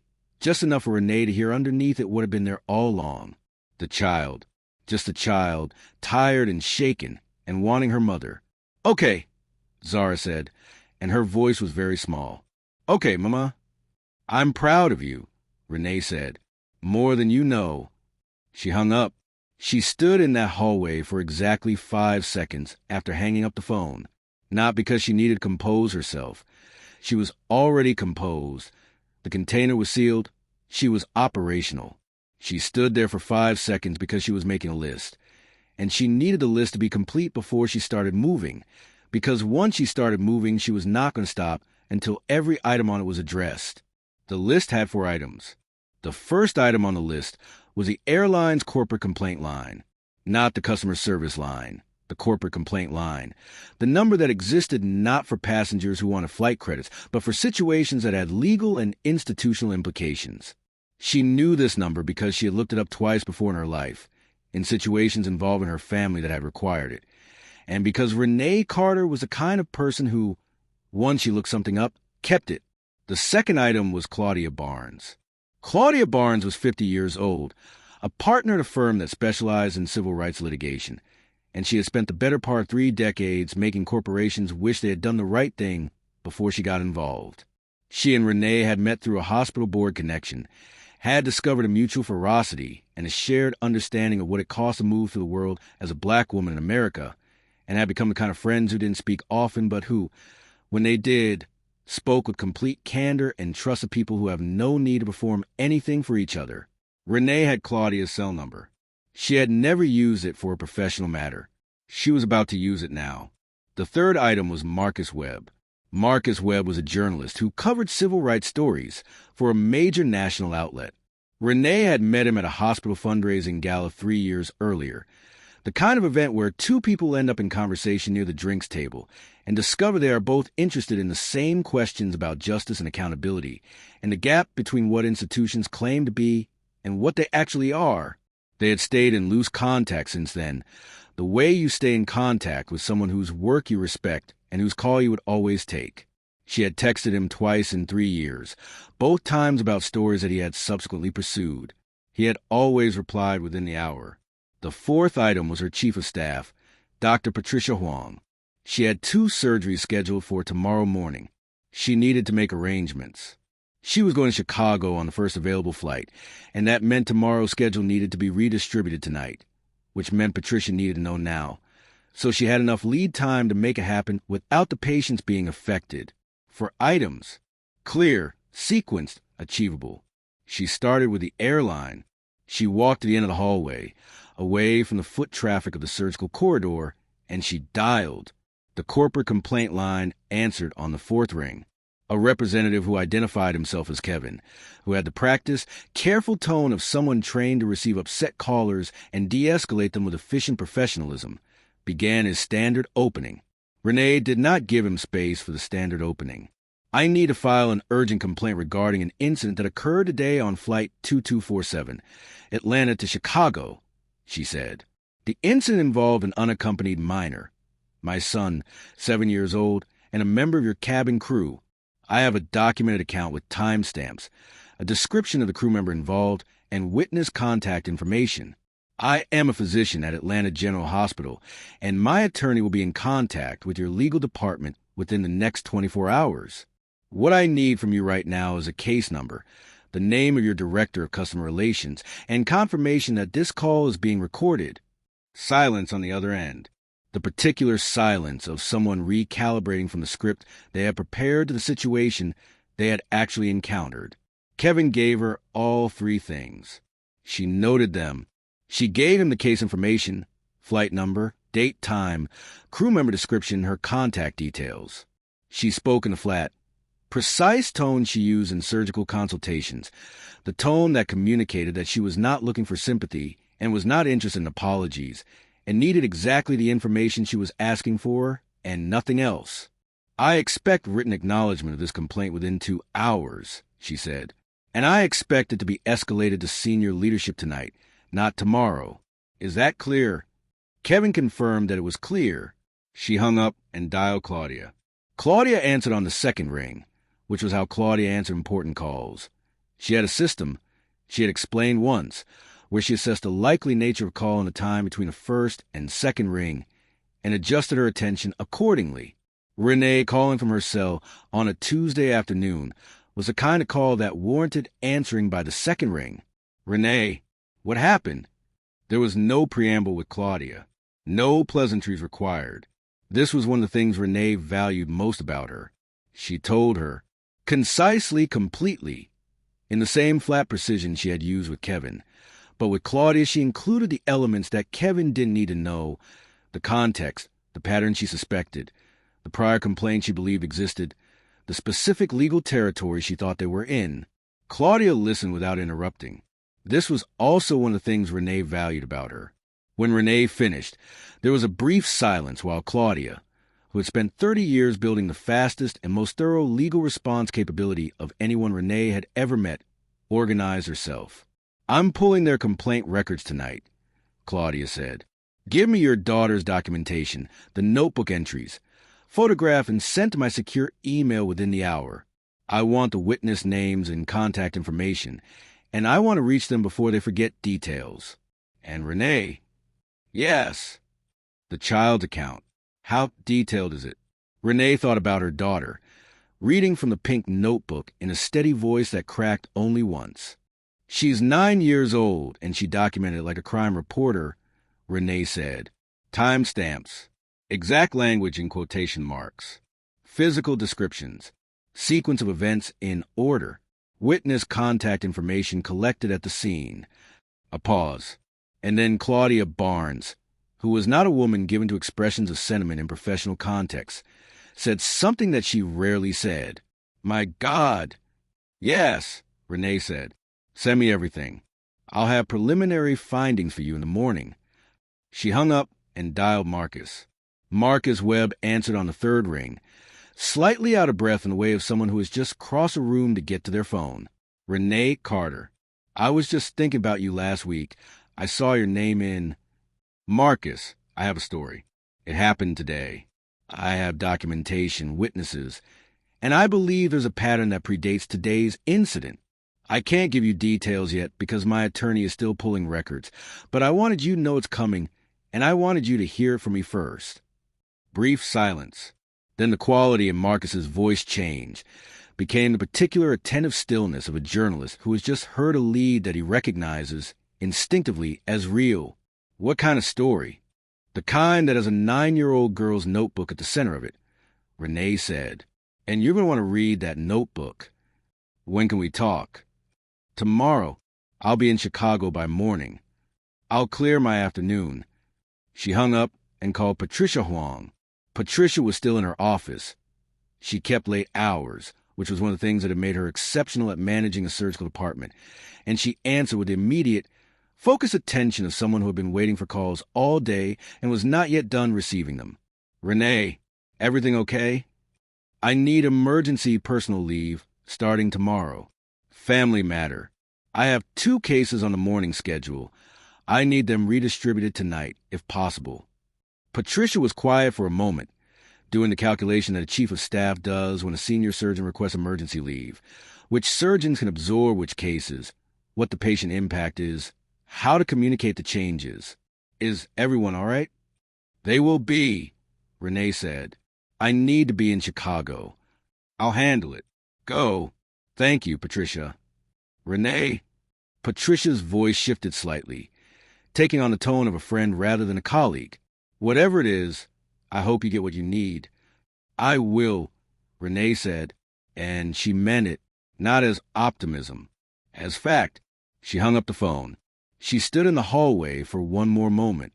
She thought about the 4 calls she had just made, the 4 threads she had just set in motion, the 4 mechanisms she had just activated that would now run in parallel through the night, while she went back into that operating room and did the work that the patient on that table needed her to do.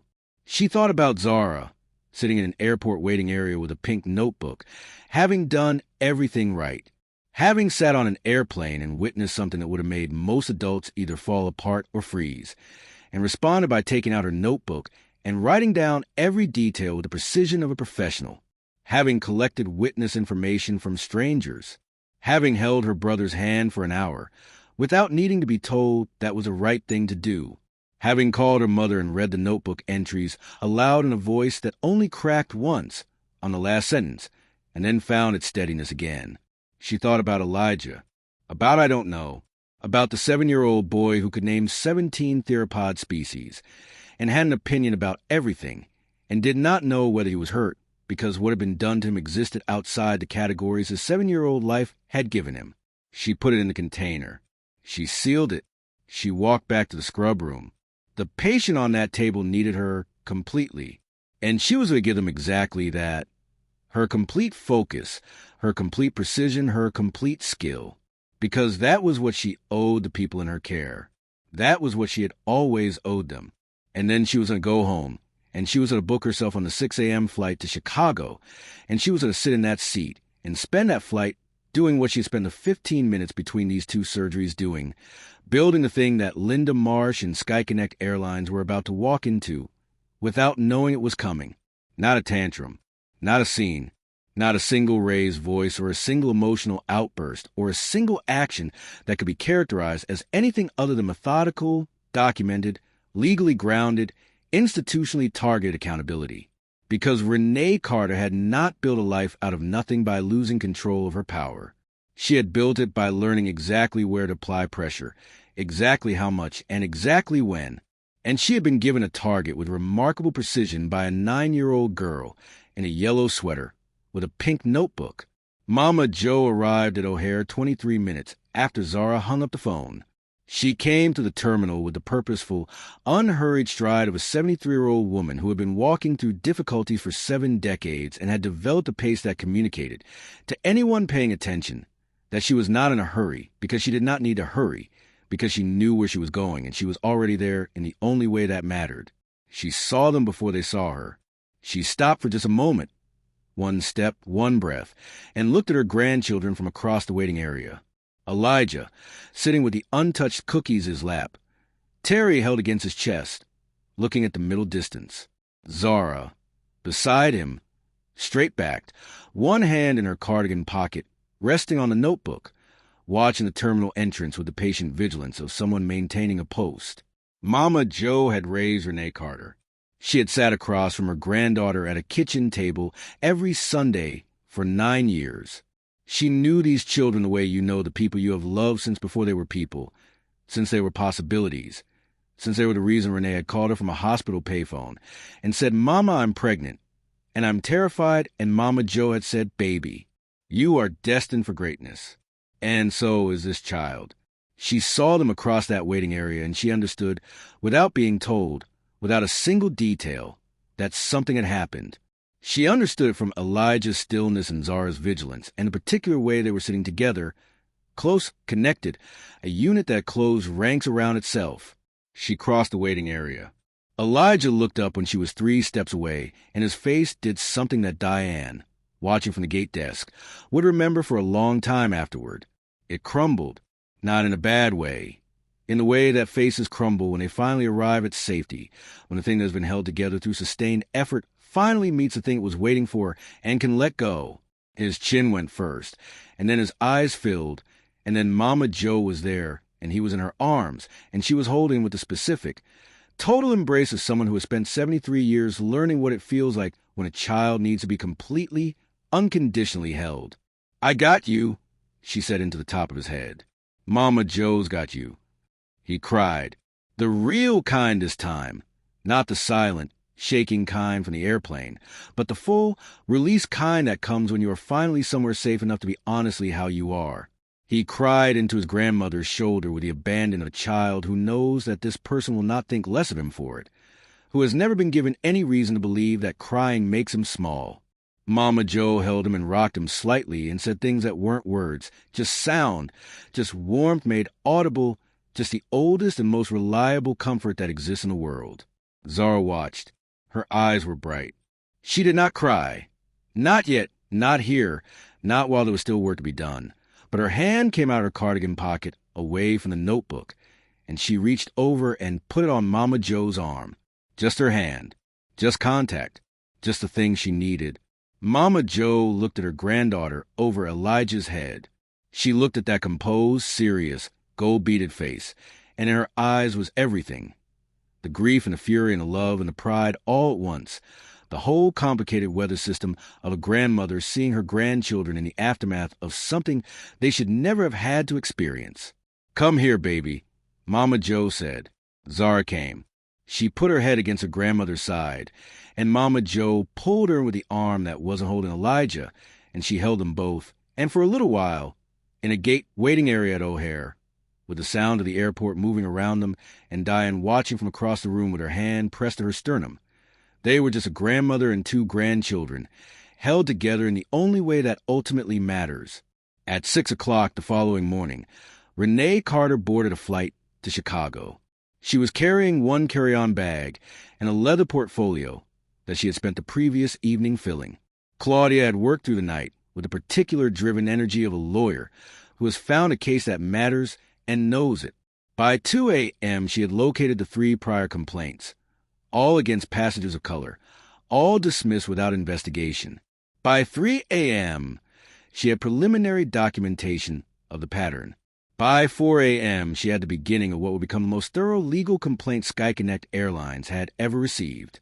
Renee had received all of it by email, had read all of it in the back of an Uber to the airport, had added her own annotations and cross-references in the margins of the printed pages with the focused efficiency of someone who has spent 20 years synthesizing complex information under time pressure.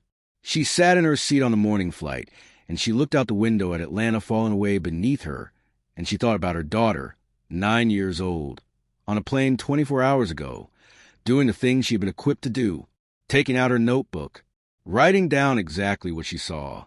She thought about Elijah. About I don't know. She looked out at the clouds and she made herself a promise that she would repeat to no one, that she would tell no one, that would live only in the private place where the things she was most serious about lived. This ends here. Not just for her children. For every child who had ever been on one of Linda Marsh's flights and experienced the thing that lived in the gap, the thing that 3 prior complaints had tried to describe and the airline had found it easier to dismiss than to examine. For every passenger of color who had filed a report and been handed a flight credit and an apology and sent back out into a system that had not changed by a single degree, this ends here. The plane climbed to the cloud cover and broke into the clear morning air above, and below everything was white and still, and above everything was blue and open, and Renee Carter opened the leather portfolio and began reading Claudia's notes for the 3rd time. She was going to know every word of this. She was going to walk into whatever room she walked into knowing every word, every date, every complaint number, every dismissal. She was going to be the most prepared person in any room she entered from this moment forward, because preparation was what she had always used when the world tried to tell her she didn't belong somewhere. The seatbelt sign went off. The flight leveled. Chicago was an hour and a half away. She read, "Here is what I want you to understand about those 4 phone calls that Renee Carter made in a hospital hallway between surgeries. Each one of them, individually, was an act of careful, strategic power. But together, they were something more than that. Together, they were the structure of accountability. The architecture that turns a single incident into a reckoning, that prevents a thing from being buried, that makes it impossible for an institution to do what institutions reflexively do when confronted with their own failures, which is to manage the situation quietly and make it go away. The complaint line call created a case number, an official record that now existed in the airline system and could not be made to unexist. The call to Claudia activated a legal mechanism that would pull the prior complaints, that would reveal the pattern, that would transform what looked like an isolated incident into documented evidence of systemic behavior. The call to Marcus Webb set a clock running. A journalist, a real journalist with a real platform, now knew a story was coming, which meant the story was coming whether SkyConnect wanted it to or not. And the call to Patricia Huang was the one that said, "I am not managing this from a distance. I am getting on a plane tomorrow morning. I am bringing my full self to this. I am not going to let the distance between Atlanta and Chicago become the reason this gets less than everything." For calls, 15 minutes. A 7-year-old's 3 words and his mother's response to them. That is how change gets built. Not always with drama. Not always with noise. Sometimes with a woman in a hospital hallway, standing very still, making a list. And somewhere in Chicago at Mama Joe's kitchen table, a 9-year-old girl opened her pink notebook to a fresh page and wrote the date and the time at the top, and then she wrote the beginning of what had happened, because she had learned something that she would carry for the rest of her life, that the truth does not preserve itself. You have to preserve it. You have to write it down and hold on to it and be willing to read it aloud in a steady voice to the people who need to hear it. She wrote it all down. She always did. Here is my question for you, and I don't want you to move past it too quickly. Think about the people in your life who have been wronged by systems, by institutions that were supposed to protect them and chose instead to protect themselves. Think about the complaint that was filed and dismissed, the incident that was documented and buried, the person who tried to speak and was given a flight credit instead of accountability. Now, think about what was different in this story. What made this one impossible to bury? It was a notebook. It was two witness names written in a child handwriting. It was a mother who, instead of accepting the apology that was coming, picked up a phone and made 4 calls in 15 minutes. It was people refusing to let the truth be managed into silence. What would be different in your world if more people carried a notebook? If more people refused to let the incident be the end of the story? Tell me in the comments. And if this series is giving you something, if it's making you think, making you feel, reminding you of what's possible when people refuse to look away, then hit that subscribe button right now. Because the next part of the story is where everything comes to a head, where a leather portfolio walks into a corporate conference room, where a pattern that has been buried for 4 years finally sees light, where Linda Marsh sits across a table from the woman whose children she thought were just 2 more passengers she'd never have to think about again. And trust me, you do not want to miss what happens in that room. This is Racism Real. Subscribe. Stay with us. There is a specific kind of confidence that comes from never having been held accountable. It builds slowly, over years, over decades, layering itself on top of every moment that passed without consequence, every complaint that was filed and dismissed, every time the institution reached for the easier explanation and found it and used it and moved on. It becomes, over time, indistinguishable from certainty, from the bone-deep belief that the way things have always gone is the way things will always go, that the system which has protected you will continue to protect you, because it always has, because you are 22 years into a career that has never once required you to genuinely reckon with the gap between who you present yourself as and what you actually do when no one with power is watching. Linda Marsh had that confidence. She had built it over 2 decades of service, one uneventful HR review at a time, one dismissed complaint at a time, one situation managed and moved past and forgotten at a time. It had become so fundamental to how she moved through her professional life that she probably couldn't have identified it as confidence anymore. It had become something more invisible than that. It had become assumption. The assumption that she knew how this worked, that she knew what the investigation would find and what the outcome would be and how long it would take before everything returned to normal. She had spoken to her union representative. She had given her version of events. She had been told that the process would follow its standard course, that she was entitled to representation, that the airline had procedures for exactly these kinds of situations. Standard language, reassuring language, the language of a system telling one of its own members that it knows how to handle things. She flew her Chicago layover. She worked her scheduled flights. She came home. She went through the 2 days between the incident and her return to work with the slightly elevated but fundamentally manageable anxiety of someone who knows a process is underway and believes they understand what that process looks like and where it ends. She did not know what Renee Carter had done in a hospital hallway between surgeries. She did not know about the leather portfolio. She did not know about Claudia Barnes, who had spent 2 nights pulling records and building a document that was now 43 pages long and growing. She did not know that a journalist had cleared his afternoon schedule. She did not know any of this because the kind of confidence that comes from never having been held accountable has a specific and fatal blind spot. It cannot imagine accountability arriving in a form it hasn't encountered before. It can only imagine more of what it already knows. More procedures, more protocols, more standard processes, more of the familiar machinery that has always, reliably, produced a familiar outcome. Linda Marsh returned to work on a Thursday morning and was told, within 40 minutes of arriving, that she was expected in HR offices at 2 o'clock that afternoon. Standard language in the summons. Incident review. Routine procedure. The language that does not alarm. She was not alarmed. She should have been.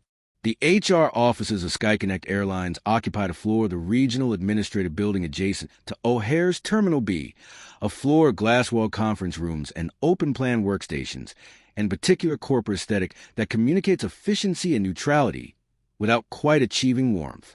The conference room where Linda Marsh's meeting was scheduled was room 4C, medium-sized, a table that seated 8, currently set with 3 chairs on one side and one on the other. A window overlooking the parking structure, a pitcher of water that no one would touch. She arrived at 1:58. She sat in the single chair across from the three that waited empty, and she composed herself the way she always composed herself before professional meetings, straight-backed, hands folded on the table, chin slightly elevated. The posture of someone who's been in these rooms before and knows how they go. The door opened at exactly 2 o'clock. Gerald Morrison came in first.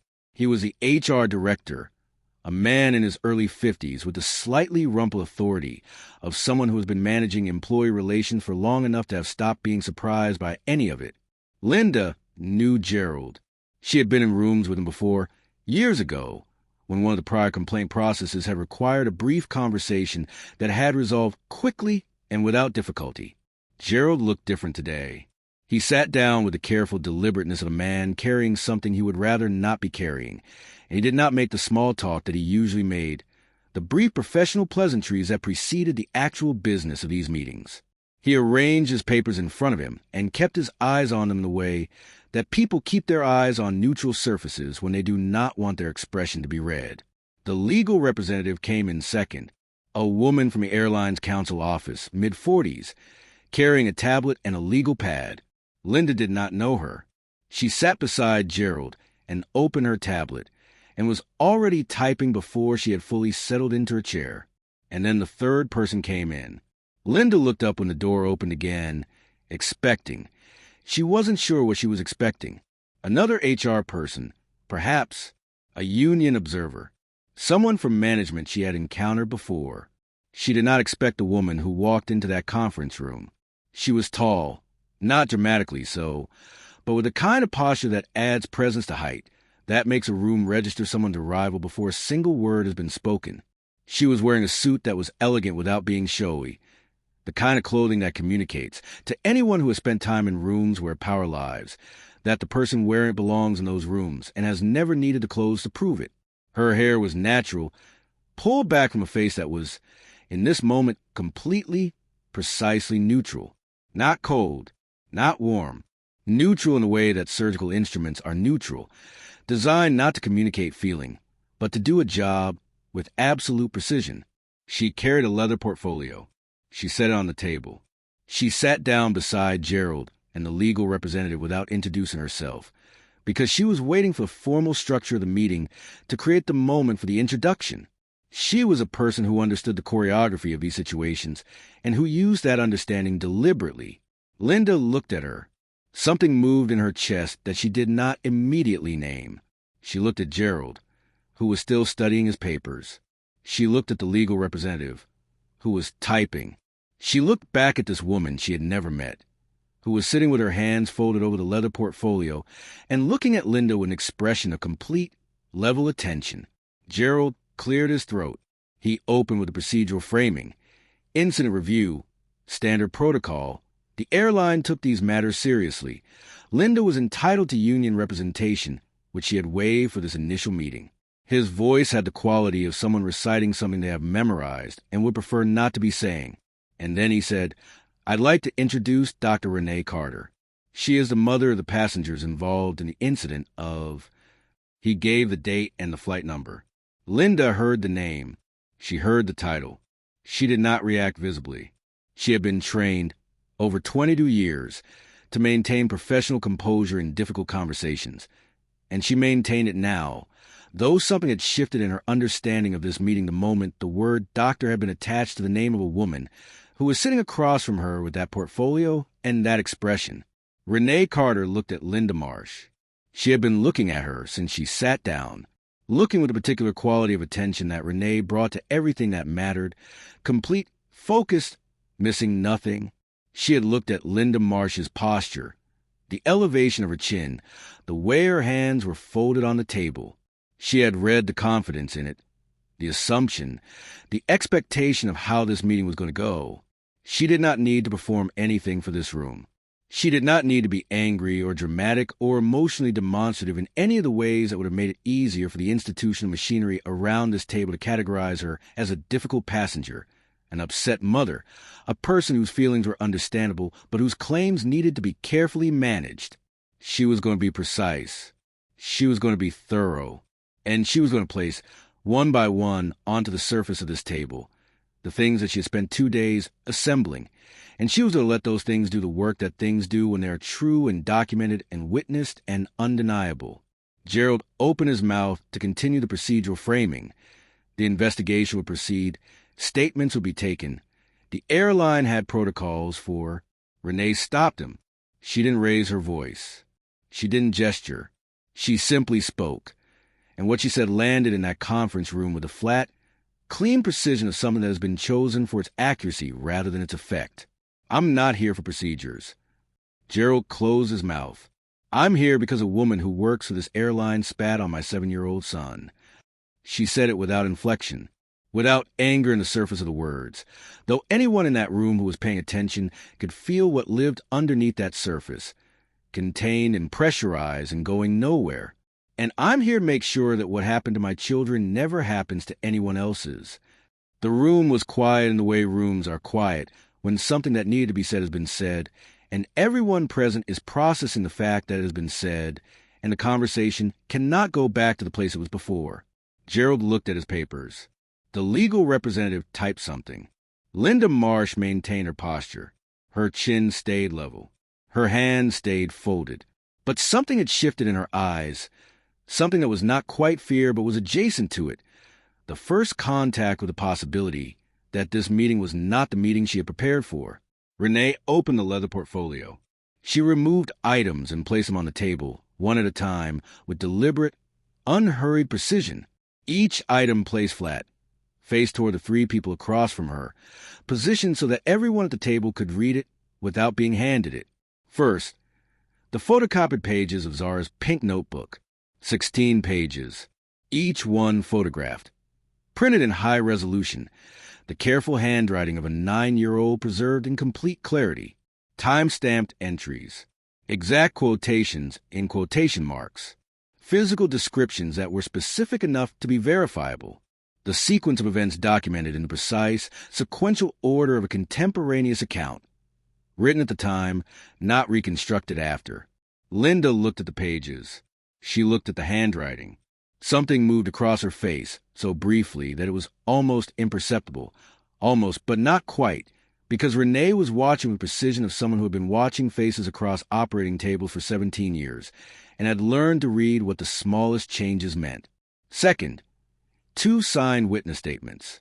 Patricia's, handwritten on hotel stationery, because she had still been in Chicago when Claudia's investigator reached her, signed at the bottom with her full name and her phone number. The other man's, typed and printed, also signed. Both statements describing the same sequence of events from the same angle in different language, with a specific consistency of accounts that are independently corroborated, not identical, because truly independent accounts never are, but converging on the same essential facts. The legal representative stopped typing and leaned forward slightly to read. She read for a moment. She sat back and resumed typing, and her face was professionally neutral, but her typing speed had increased, which Renee noted. Third, a medical report from Dr. Sandra Okafor, a pediatrician at Chicago Children's Medical Center, who was a colleague of Renee's from a conference they had both attended 3 years earlier. Renee had called her from the car on the way from the airport to Mama Joe's apartment. Sandra had seen Elijah that same afternoon, examined him, documented his physical and emotional state, and written a report that used the careful, clinical language of a medical professional describing what she had observed in a 7-year-old child in the aftermath of a distressing incident involving an adult authority figure. The report included a sentence that Renee had read 4 times on the plane and that she knew Gerald was reading right now, because she watched his eyes move across the page and stop at the same place hers had stopped, and she watched his jaw tighten slightly. The sentence said the patient was unable to answer when asked whether he had been hurt, responding, "I don't know." This response, in the context of the described incident, is consistent with a child who has experienced a violation for which his developmental framework does not yet have adequate language. Gerald set the report down carefully. He did not look at Linda Marsh. He looked at his own hands. Fourth, a document that was the beginning of something much larger, the preliminary filing of a formal discrimination complaint with the Department of Transportation, submitted by Claudia Barnes on behalf of Dr. Renee Carter and her minor children, referencing the incident of the specified date and flight number, and citing, in his preliminary supporting documentation, the pattern of prior complaints that Claudia had pulled from Skyconnect's own records. It was this last document that made the legal representative stop typing entirely. She read it. She read it again. She set her tablet down on the table with the careful, deliberate placement of someone who has just received information that requires her to significantly revise her understanding of the meeting she is in. The room was very quiet. Renee looked at Linda Marsh across the table. Linda was looking at the documents. She was looking at 16 pages of her own conduct rendered in a 9-year-old's handwriting with timestamps and witness information, and a medical report and a DOT filing, and a particular quality of comprehensive documentation that transforms a complaint from something that can be managed into something that must be reckoned with. Her posture had changed. Subtly but perceptibly. The chin was still level, but the elevation in it was gone. The folded hands were still folded, but the fingers were no longer relaxed. She began to speak. She said the things she had prepared. She said them in the tone of someone delivering a rehearsed account, controlled, measured, hitting the points that her union representative had helped her organize.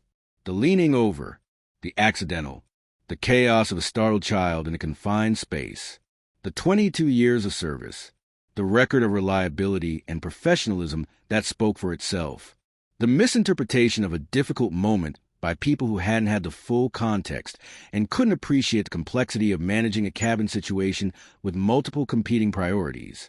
She said all of it. Renee let her finish. She sat with her hands folded over the closed leather portfolio, and she let Linda Marsh say every word she had prepared, and she did not interrupt, and she did not react visibly, and she let the silence at the end of Linda's account exist for exactly 3 seconds before she spoke. She opened the portfolio again.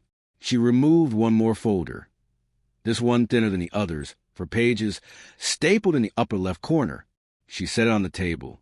3 complaints, she said, in the past 4 years, all involving passengers of color, all dismissed without investigation.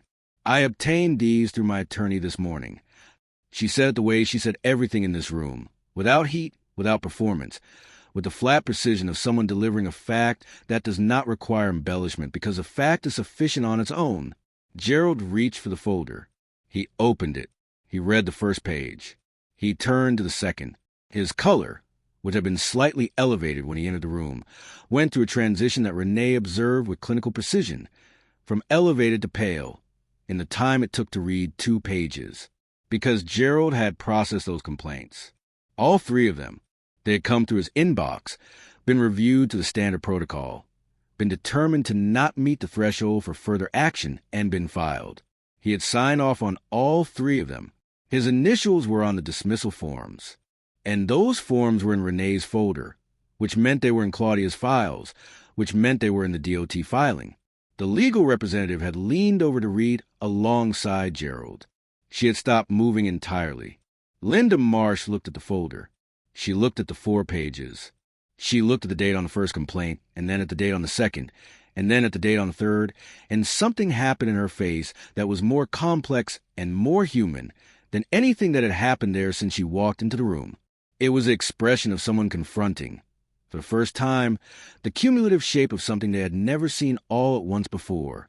The 3 complaints, separately, had each been manageable. A misunderstanding, a difficult passenger, an isolated situation. Individually, each one could be explained. Together, in a 4-page document on a conference room table with the initials of the HR director on each dismissal form. They were a pattern, and patterns mean something different than incidents. Patterns mean something was systematic. Something was known. Something was enabled. The room was quiet for a long time. Gerald was the first to speak, and what he said was not the corporate language he had entered the room with. It was something smaller, more honest, the voice of a man who has just looked at a document that contains his own initials and understood what those initials now mean in this context.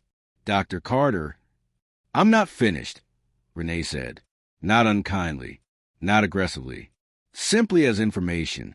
She was not finished. She looked at Linda Marsh, and when she spoke, it was directly to her, not to Gerald, not to the legal representative, not to the room in general. To her, the woman who had walked away from Elijah smoothing her jacket. The woman who had 22 years of service and a union card, and 3 dismissed complaints, and a confidence that comes from never having been held accountable. "My daughter is 9 years old," Renee said. She sat on an airplane and watched something happen to her 7-year-old brother, and instead of falling apart, instead of screaming or shutting down or doing any of the things that would be completely understandable, she took out her notebook and she documented what she saw with a precision that most adults could not match. She collected witness information from strangers.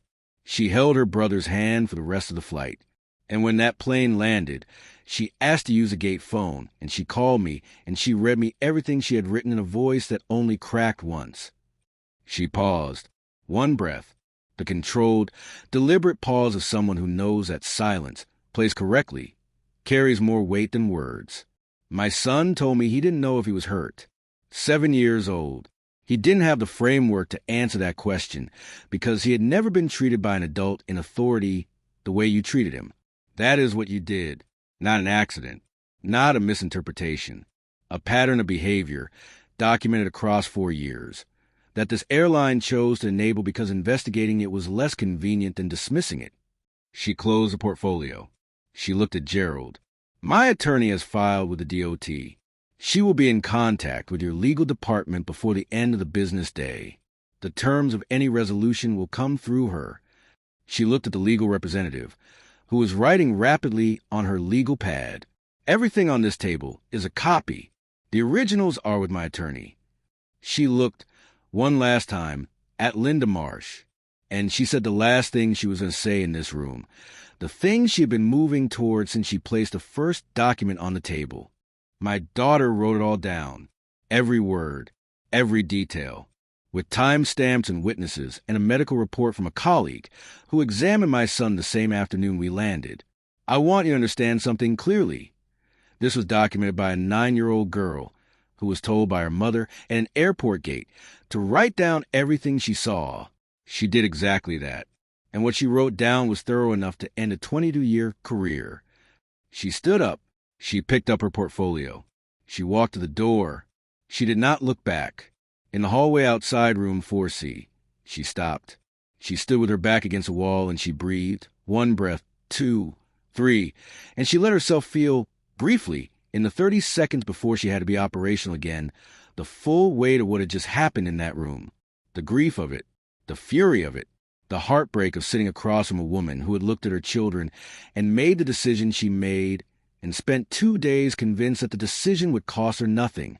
She felt all of it for 30 seconds. Then she picked up her phone and called Claudia. "It's done," she said. "Their legal team is going to be calling you within the hour. Don't accept anything preliminary. I want full terms on paper before any conversation about resolution." "Understood," Claudia said. "How did it go?" Renee was quiet for a moment. She thought about Gerald's color draining as he read the dismissal forms with his own initials. She thought about the legal representative who had stopped typing. She thought about Linda Marsh looking at 3 complaints and seeing, for the first time, what they looked like together. "It went the way it needed to," she said. She hung up the phone. She walked down the hallway toward the elevator.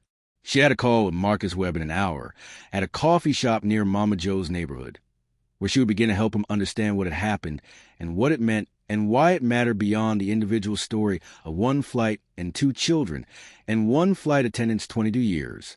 She had a lot to do. She started doing it. But here's the thing about the conference room confrontation. The thing that matters most in understanding what happened next. It was necessary, and it was powerful, and it accomplished exactly what it was designed to accomplish. But it was not the confrontation that changed things. Not the biggest one. Not the one that would matter to the people who had never been in that room and never would be. The confrontation that changed things happened 2 weeks later. And it happened not in a corporate conference room with an HR director and a legal representative and a leather portfolio. It happened in Mama Joe's kitchen, at the table where 3 generations of Carter women had eaten Sunday breakfast and done homework and held the world at bay with love and determination.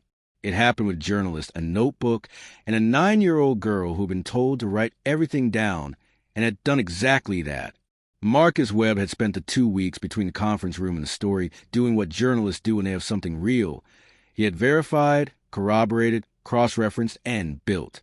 He had spoken to Patricia, the woman from the aisle seat, who gave her account on record with the clear voice of someone who had spent 2 weeks thinking about the moment she had almost stayed silent and was grateful beyond words that a child's direct question had given her the opportunity to choose differently. He had spoken to the other witness, who confirmed everything. He had obtained, through proper channels, the records of the 3 prior complaints, and he had interviewed 2 of the passengers who had filed them. Passengers who had filed their complaints and been given flight credits and had spent years believing that the filing had accomplished nothing, that their experience had been received and dismissed and forgotten. He had spoken to Gerald Morrison, who had declined to comment on the record, but whose silence on certain questions spoke for itself. He had tried to speak to Linda Marsh, who had declined through her union representative.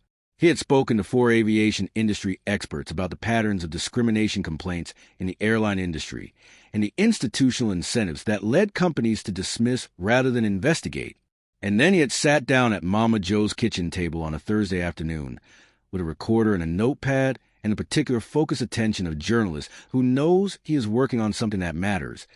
And he looked across the table at a 9-year-old girl in braids and a yellow sweater, the same yellow sweater, washed now, the sleeve clean, and he had asked her to tell him what happened. Zara had opened her pink notebook. She had read to him. She read the way she had read to her mother on the phone at the airport gate. Steadily, sequentially, precisely. She read the timestamps and the exact quotations and the physical descriptions and the witness names and the final entry about Elijah's face, trying to understand something it didn't have words for. She read all of it, in order, in complete sentences, in the voice of someone who has said these words before and knows exactly what they mean and has decided that they need to be heard. Marcus Webb had interviewed hundreds of sources in 23 years of journalism. He had sat across from politicians and executives and civil rights attorneys and ordinary people who had survived extraordinary things. He had a standard set of responses to powerful testimony, expressions of acknowledgement, follow-up questions, the professional warmth of an interviewer who knows how to make sources feel heard. He had never sat across from a 9-year-old who read him a contemporaneous account of an incident of racial discrimination that she had documented in real time, with timestamps and witnesses, in a pink notebook. He asked her one follow-up question when she finished. Zara, when you started writing, when you took out your notebook after the flight attendant spoke to you the first time, did you know what you were going to do with it? Did you know it was going to matter? Zara thought about this with the same seriousness she brought to every question that deserved serious consideration. She looked at her notebook. She looked at Marcus Webb. My mom told me to write down everything I saw, she said. So I did. I didn't think about what it was going to do. I just thought about writing it correctly. Marcus Webb wrote that down. He wrote it in the margin of his notepad, separate from his regular notes, with a box around it. Because that sentence was a sentence. That was the thing that the whole story was about. I didn't think about what it was going to do. I just thought about writing it correctly. The photograph that ran with the story was taken at the end of the interview, with Zara's permission and Renee's, by the photographer who had come with Marcus. It showed Zara at Mama Joe's kitchen table, the same yellow sweater, the same gold beads. She was looking directly at the camera, with an expression that was not performing anything. It was not the expression of a child who has been told to look brave or serious or powerful for a photograph. It was simply her face at rest, doing the thing it naturally did when Zara was fully present in a moment, watchful, clear, completely without pretense. The pink notebook was open in front of her, her hands resting on its pages. That photograph went everywhere. It went everywhere because it was true. Because there was nothing in it that was manufactured or constructed or designed to produce a particular response. It was just a child and her notebook and the expression of someone who has done what they knew was right and has arrived at the other side of it. The headline was, "A 9-year-old's notebook brought down a flight attendant's 22-year career." The story ran in full. The incident, the documentation, the witness statements, the medical report, the 3 prior complaints, the pattern they formed together, the airline's history of dismissing complaints from passengers of color, the DOT filing, and the confrontation in Room 4C that had set in motion proceedings that were now, by the time the story ran, already well underway. It went everywhere. Not because it was sensational. Not because it was outrageous in a way that manufactured outrage is outrageous, loud and hot and gone in 48 hours. It went everywhere because it was true, and because the truth in it was specific enough to be undeniable and universal enough to make millions of people recognize something they had felt themselves. Every person who had ever filed a complaint and been given a flight credit instead of accountability recognized something. Every parent who had ever tried to protect their child from the experience of being treated as less than recognized something. Every person of color who had ever been made to feel, in a space they had paid to occupy, that their presence was a problem, they recognized something. And every person who had ever watched something wrong happen on a plane or in a store or on a street and looked away and regretted it, they recognized something too, because Patricia was in the story. Patricia, who had almost stayed silent, who had given her name when a child asked her, who had said on record, "I almost didn't say anything. I am grateful every day that she gave me the chance to." Comments on the story numbered in the tens of thousands within 24 hours. Shares moved across platforms in a particular cascading pattern of something that has found the nerve it was looking for. News programs picked it up. Radio shows. International outlets. The specific image of Zara at Mama Joe's kitchen table with her pink notebook was used in broadcasts in 14 countries. And in every context where it ran, in every language it was translated into, in every comment section and call-in line and discussion thread, people kept returning to the same thing. Not the airline's failure, though they discussed that. Not the prior complaints, though they found those enraging. Not even the confrontation in Room 4C, though they found that satisfying in the specific way that justice being visibly applied is always satisfying. They kept returning to the notebook, to the image of a 9-year-old girl who watched something happen to her brother and took out a pink notebook and wrote it down correctly and then, when the moment came, read it aloud in a voice that only cracked once and then found its steadiness. To the sentence, I didn't think about what it was going to do. I just thought about writing it correctly. Because that sentence, in 3 clauses, contained the entire instruction. The entire answer to the question that millions of people were asking, consciously or not, when they looked at that photograph. The question of what you do when you witness something. What tools you have. What power is available to an ordinary person, to a child, even in the face of something that feels too large and too institutional and too entrenched to touch. Write it down. Write it correctly. The rest follows. Linda Marsh was terminated 14 days after the conference room meeting in Room 4C. The termination followed an investigation that was, by the standards of Sky Connect's previous complaint processes, remarkably thorough, a fact that was not unrelated to the presence of Claudia Barnes and the DOT filing and the journalist who was known to be working on a story. The investigation reviewed the incident itself, the witness statements, the medical report, and the 3 prior complaints. It concluded that the pattern of complaints represented a documented failure of professional conduct that the airline had failed to address, and that the incident on Flight 2247 was the 4th data point in that pattern, not the first. Linda Marsh's 22 years of service were noted in the termination documentation. They did not outweigh what they had been built alongside. The union filed a grievance. The grievance process proceeded through its standard channels. It was not successful. The 3 prior complaints were reopened. 2 of the 3 passengers involved were contacted. Both spoke to Claudia Barnes. Both ultimately reached settlements with the airline.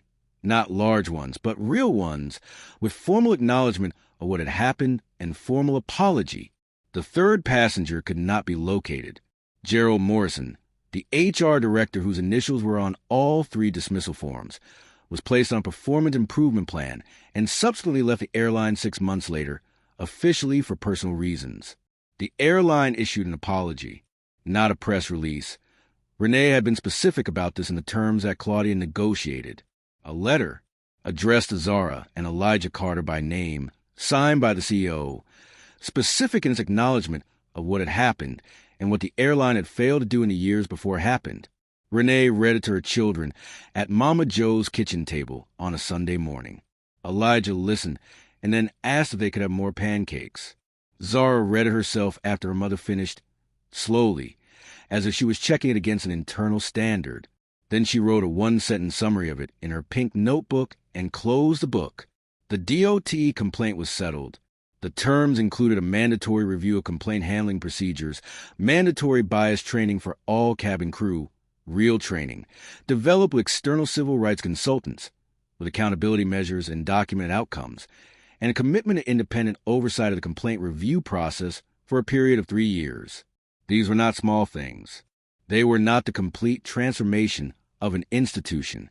They were the beginning of what accountability looks like when it is applied correctly, not as a gesture, not as performance, but as a structural change that makes the next occurrence harder and the one after that harder still. Marcus Webb sent Zara a letter 2 weeks after the story ran. He sent it to Mama Joe's address, because that was where Zara had been when he met her, and he somehow understood that Mama Joe's kitchen table was the right address for a letter to Zara Carter. He told her that in 23 years of journalism, covering stories that had taken him into courtrooms and corporate boardrooms and community meetings and protest marches and every other space where the collision between power and accountability plays out, her documentation had been the most precise and useful witness account he had ever received from any source. He told her she had a gift. He told her the world needed her voice. Zara read this letter 3 times. Then she put in her pink notebook, tucked between the last entry she had written and the blank pages that were waiting for whatever came next. Elijah, across Mama Joe's kitchen table, was working on a detailed drawing of a Quetzalcoatlus with a wingspan that he had measured out precisely on the paper using a ruler. He looked up when Zara finished reading the letter and put away. "Is it good?" he asked. "Yeah," Zara said. "It's good. Does it say you're going to be a journalist?" "Sort of." Elijah went back to his Quetzalcoatlus, satisfied. He added a detail to the wing structure with the tip of his pencil, assessed it, added another. "I knew you were going to be a journalist," he said, with the complete, uncomplicated certainty of a 7-year-old who has believed something for so long it seems obvious. "You've always written everything down."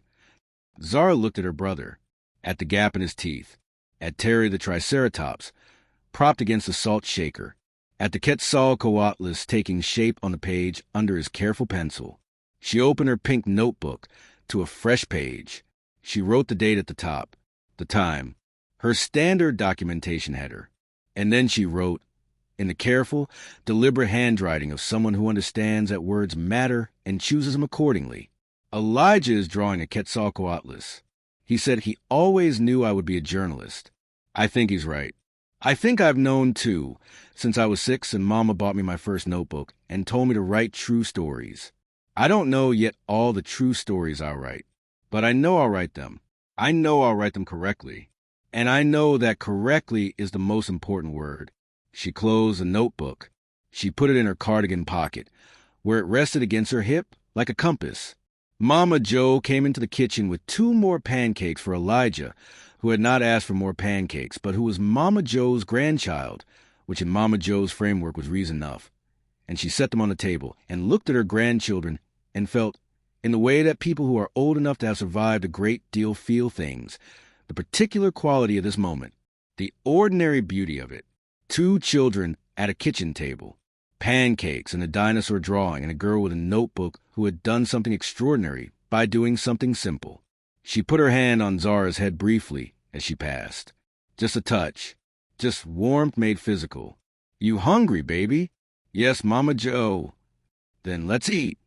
There is a question I need you to sit with, not about the airline, and not about Linda Marsh, and not even about Renee Carter and the leather portfolio and the 4 phone calls in a hospital hallway. I want you to think about Zara, 9 years old, on an airplane, watching something happen to her brother, with no adult in that cabin who was willing to say or do anything, no one with power on her side, no protection offered by any of the structures that are supposed to exist for children in exactly those situations. She had a notebook, and because she had a notebook, and because she had been taught to use it, and because she understood that writing it down correctly was a whole job, because of those things, she changed what was possible in that situation. She created evidence where there would have been none. She preserved truth that would otherwise have been managed into nothing. She gave 2 witnesses the opportunity to be witnesses by asking them directly and making it easy for them to say yes. She didn't need power. She needed precision. And here's the question. What would change in the world if more people understood that?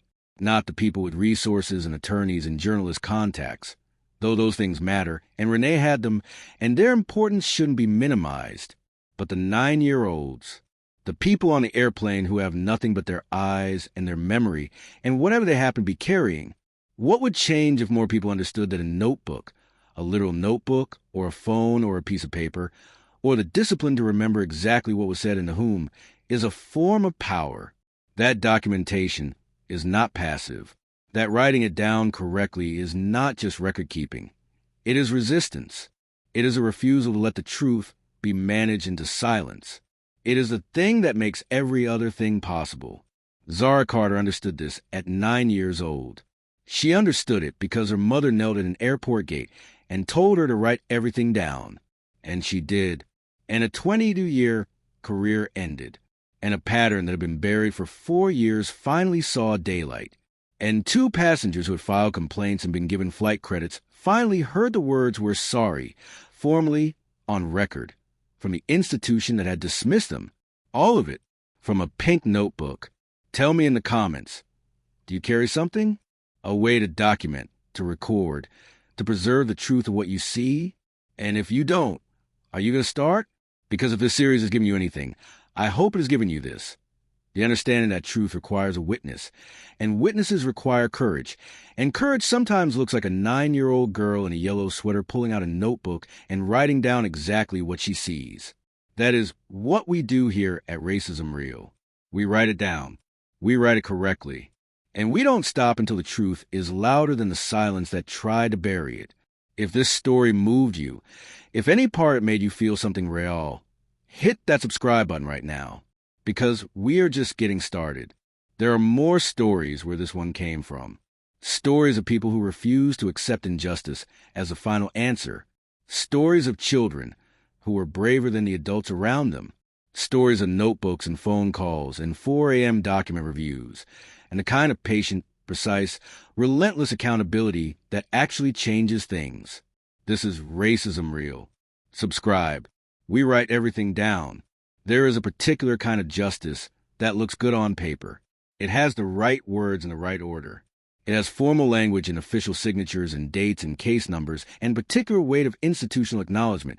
The weight of a system turning to face what it did and saying, in the measured, careful vocabulary of organizations that have legal teams reviewing every syllable, we were wrong.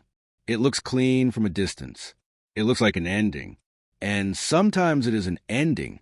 Sometimes the formal resolution is the thing that matters most, the thing that changes what comes next, the thing that the people who are harmed needed in order to move forward. But sometimes, and this is a part that never makes a headline, the part that doesn't fit neatly into a news story or a case summary or an institutional announcement, sometimes the resolution that matters most is smaller than any of that, quieter, more human, less photogenic.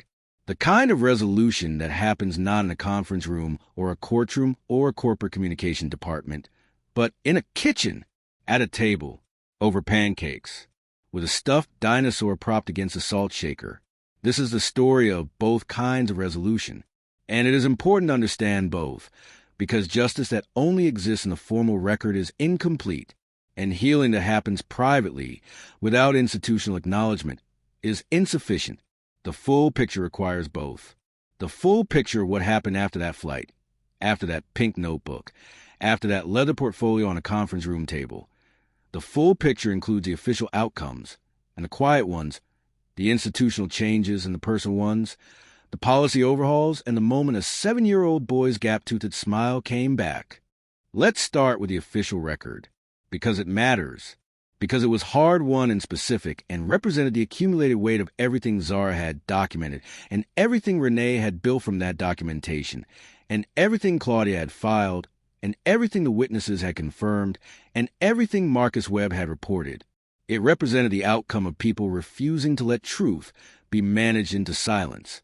And then let's end where things actually ended, in Mama Joe's kitchen, where the most important thing that happened in this entire story, the most important resolution, the one that will outlast every policy change and every formal apology and every institutional announcement, happened quietly at a table between a mother and her daughter, over a pink notebook and a letter from a journalist. The termination notice for Linda Marsh was issued on a Tuesday morning, 14 days after the conference room meeting in Room 4C, and delivered to her through the union procedures that govern such things. 22 years. That was the number her union representative cited in the grievance that followed. 22 years of service, as though duration were a kind of immunity, as though the length of time a thing had been going on was a reason to let it continue, as though the institution that had allowed 3 complaints to be dismissed over 4 years was an institution that had been carefully monitoring the situation rather than carefully ignoring it. The grievance process ran its course through the standard channels. It was not successful, because the documentation on that conference table, the pink notebook pages, the witness statements, the medical report, the 3 prior complaints, and their dismissal forms with Gerald's initials, that documentation did not leave room for the grievance to succeed. Documentation, when it is thorough enough, has a way of closing off the exits. Every door that might have led to a different outcome had Zara not written everything down, had Patricia not given her name, had Renee not spent the night before the conference room meeting reading a 43-page document that Claudia had built from airline records. Every one of those doors was closed, sealed, by a 9-year-old's pink notebook and the people who had taken it seriously. Linda Marsh's 22 years of service were over. She would tell people, in the months that followed, that she had been treated unfairly, that the situation had been misrepresented, that she had never intended any harm. And perhaps she believed those things. Perhaps in the private accounting she did of her own actions, she found ways to reach conclusions that were livable for her.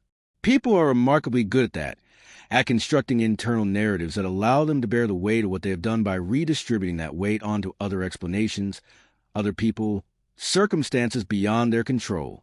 But intent is not the whole story. Intent has never been the whole story. The 3 complaints filed before Flight 2247 were not complaints about intent. They were complaints about impact, about what it felt like to be on the receiving end of Linda Marsh's particular calibration of professionalism, about what it cost the people she encountered when the gap between who she presented herself as and what she actually did became their problem to absorb. Impact is real regardless of intent. And the impact of what Linda Marsh had done on a 7-year-old boy who could not answer the question, "Are you hurt?" because he had no framework for feeling, that impact was documented. That impact was real, and it was sufficient. Gerald Morrison, the HR director whose initials appeared on all 3 dismissal forms, was placed on a performance improvement plan that was, by any honest reading of its terms, a formality preceding a departure. He stayed for 6 months. He left officially for personal reasons. In the exit interview that he gave, which was confidential but which Claudia's subsequent discovery processes eventually surfaced, he said something that was more honest than anything he had said in Room 4C. He said, "I process those complaints the way I process all complaints. I look for whether they met the threshold for action, and I determined they didn't, and I moved on. I didn't look at them together. I didn't look at the pattern. I did exactly what the system asked me to do. And the system was wrong." That sentence, "the system was wrong," is the sentence that matters, because Gerald Morrison was not a villain in the way that some people who enable harm are villains. He was not motivated by contempt for the passengers who filed those complaints. He was motivated by something more ordinary and more dangerous than contempt. He was motivated by the path of least resistance. He was doing what the system rewarded him for doing, which was processing efficiently and moving on and not creating complications. The system that rewarded him for that was the system that Renee and Claudia and Marcus Webb had collectively forced to change, not destroyed. Change, because systems don't transform overnight. And the work of changing a system is slower and less satisfying than the work of holding an individual accountable, and it requires a different kind of patience. But the changes that SkyConnect announced in the weeks following the publication of Marcus's story were not cosmetic. They were specific, they were structural, and they were overseen by external parties who had no institutional interest in protecting the status quo. The 3 previously dismissed complaints were reopened. This was not a simple process. Records had to be located. Passengers had to be contacted. Accounts had to be taken again with the seriousness that had been absent the first time. 2 of the 3 passengers were found. Both of them when contacted by Claudia's office, responded with something that moved between disbelief and something close to relief. The particular relief of people who had been told, implicitly, by an institution's dismissal of their complaint, that their experience didn't matter enough to investigate, and who were now being told by the same institution's reversal that it did. One of them, a woman who had filed her complaint 3 years earlier after an encounter with Linda Marsh on a flight from Chicago to Dallas, who had been given a flight credit and a form letter, and who had spent 3 years carrying particular weight of wrong that was never acknowledged, said something to Claudia's associate that was repeated later, with her permission, in a follow-up piece that Marcus Webb wrote about the case's aftermath. She said, "I filed that complaint because I needed someone to know what happened to me. Not the flight credit, not the form letter. I needed someone to look at what I wrote and say, yes, we see it, and it was wrong. They didn't do that then. They're doing it now. It's 3 years late, but it matters that it's happening at all." Both settlements included formal written acknowledgement, specific, not generic, of what had happened and what the airline had failed to do. Both included apology, not the corporate kind, the kind written by legal teams to minimize admission while appearing to acknowledge. The real kind, the kind that Claudia had insisted on as a non-negotiable term, the kind that named the incident and stated plainly that the passenger's complaint had been valid and should have been investigated, and was not, and that the airline was sorry for the failure and for what that failure had cost. The third passenger could not be located. Her complaint remained in the official record, acknowledged and unresolved. A small, quiet tragedy within a larger resolution. One person whose experience was documented and whose name was now attached to an official acknowledgement that she would never receive because nobody could find her to deliver it. That is how justice works in practice. Imperfectly. With gaps. With the person who falls through the process, and the person who can't be reached, and the wrong that is acknowledged on paper, but never delivered to the one who most needs to receive it. This is not a reason to stop pursuing accountability. It is a reason to pursue it better, more thoroughly, with more resources and more care. It is a reason to build better systems. But it is also a truth that needs to be held alongside the satisfying parts of the resolution, that justice, even when it comes, rarely comes completely. The airline's policy announcements came in stages, which is how institutional announcements tend to come when they are driven by legal pressure and public attention rather than genuine internal initiative. Carefully sequenced, managed for maximum positive reception, framed in language that emphasizes forward momentum rather than past failure. The unaccompanied minor policy was a first announcement, a complete overhaul, they called it. New protocols for how crew members were trained to interact with children flying alone. New escalation procedures for situations involving complaints or incidents involving unaccompanied minors. New documentation requirements that would create a record of every interaction involving an unaccompanied minor flag, a record that could be reviewed and audited, and that would make patterns visible rather than allowing them to accumulate invisibly. The mandatory bias training was the second announcement. And here, Claudia had fought hard in the settlement negotiations to ensure that this announcement meant something real. Because mandatory bias training is, in the corporate world, a phrase that can mean almost anything, from substantive, excellently developed, properly resourced education with accountability measures and documented outcomes, to a 4-hour online module that employees click through in a lunch break while eating a sandwich, with a completion certificate that nobody ever reviews. Claudia had insisted on the former. She had named specific organizations, specific methodologies, specific accountability frameworks. She had written the training requirements into the settlement terms in language that could not be satisfied by the sandwich version. And she had negotiated for independent oversight, an external body not affiliated with the airline, with the authority to review the training program, assess its implementation, and report publicly on its outcomes. Not perfect. Not the complete transformation of a culture that had allowed 3 complaints to be dismissed over 4 years, but real, structural, the kind of change that makes the next incident harder and the one after that harder still, because the systems that enable the invisibility of patterns have been forced to become systems that cannot hide them. Marcus Webb wrote about all of this in the follow-up piece. He wrote about it with the same thorough, specific, evidence-based approach he had brought to the original story, naming what had actually changed and what hadn't, and what would take years to assess, and what the people involved had said about what it meant. He included a section on the limits of the resolution. The third passenger, who couldn't be found, the question of how many other passengers of color had experienced something on a Skyconnect flight and hadn't filed a complaint at all, the gap between policy overhaul and a genuine culture change. He sent Zara an advance copy of the follow-up piece with a note that said, "This is what happened after. I thought you should see it. You're part of the story, too." Zara read it at Mama Joe's kitchen table. She read every word, including the section on the limits of the resolution. She made several small notes in her pink notebook, not about the story itself, but about what it made her think, about the questions it raised, about the things she wanted to understand better. She wrote at the bottom of the entry, "Justice is an event. It's a direction." She was 9 years old. But let's talk about the resolution that mattered most. The one that didn't make any announcement. The one that Claudia didn't negotiate, and Gerald Morrison didn't have to sign off on, and Marcus Webb didn't cover in any piece. The one that happened not because of legal pressure or public attention or documentation in a leather portfolio, but because of love and time and the particular resilience of a child who is deeply, consistently, unconditionally loved. Elijah came back. Not all at once. That's not how children heal from things, any more than it's how adults do. He came back in stages, the way the light comes back after a storm, incrementally, the sky clearing from one direction while clouds still hold in others.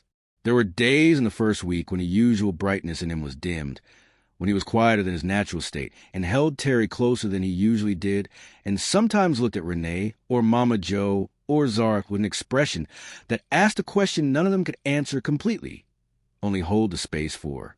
But children who are loved, genuinely, thoroughly, consistently loved, in the way that Elijah Carter was loved by every person in his immediate world. Children like that have something that functions, in the context of hard things, as a form of grace. Not immunity, not the inability to be hurt, but something underneath the hurt that holds. A foundation that the hurt sits on top of but cannot displace. A sense of self that is solid enough, because it has been built carefully by the people who love them, to bear the weight of having been treated badly without collapsing into belief that being treated badly is what they deserve. Elijah was hurt, and he was not broken. Those two things existed simultaneously, and the second one was the work of 17 years of a mother's love and a grandmother's cooking and an older sister who wrote everything down and held his hand on airplanes. It was a work of Mama Joe saying "I got you" with such total certainty that it rearranged the air in the room. It was a work of Renee, who sat on the edge of his bed 3 nights after they arrived in Chicago and talked with him about what had happened. Gently, honestly, at the level his 7-year-old understanding could meet, and told him something that she had been told by her own grandmother when she was young and the world had been unkind. What she did was about her, Renee said. It had nothing to do with who you are, and who you are is magnificent. You are kind and you are curious, and you love dinosaurs with your entire heart, and you are loved more than you will ever be able to count. Nothing that woman did on that airplane changes any of that. Nothing ever will. Elijah thought about this with the slow, careful consideration that he gave to things that mattered. Is she in trouble? Yes. Big trouble? Very big trouble. He was quiet for a moment. Did Zara's notebook do that? Renee looked at her son. Yes, baby. Zara's notebook did that. Elijah nodded, satisfied. He reached for Terry the Triceratops and pulled him close. I knew it would, he said, with the complete, uncomplicated certainty of a 7-year-old whose faith in his sister has never been tested and found wanting. Zara writes everything down. Renee kissed his forehead. She sat with him until he was asleep.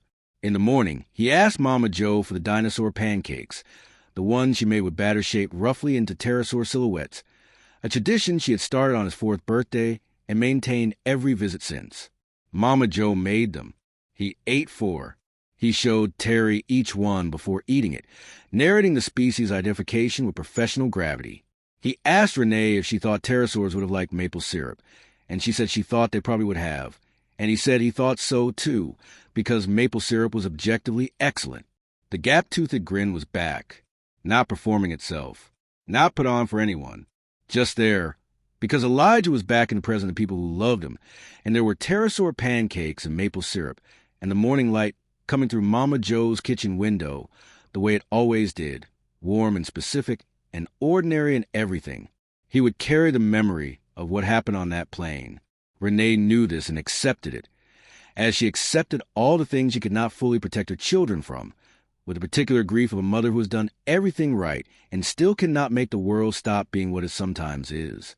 He would carry it, but it would not be the thing that defined him, because he was loved too thoroughly and too specifically and too relentlessly for one person's cruelty to become the story he told about himself. He was Elijah Carter. He knew 17 species of theropod by silhouette. He had strong opinions about pterosaur wingspan and maple syrup, and the underappreciated complexity of prehistoric ecosystems. He had a stuffed triceratops named Terry who had opinions about everything.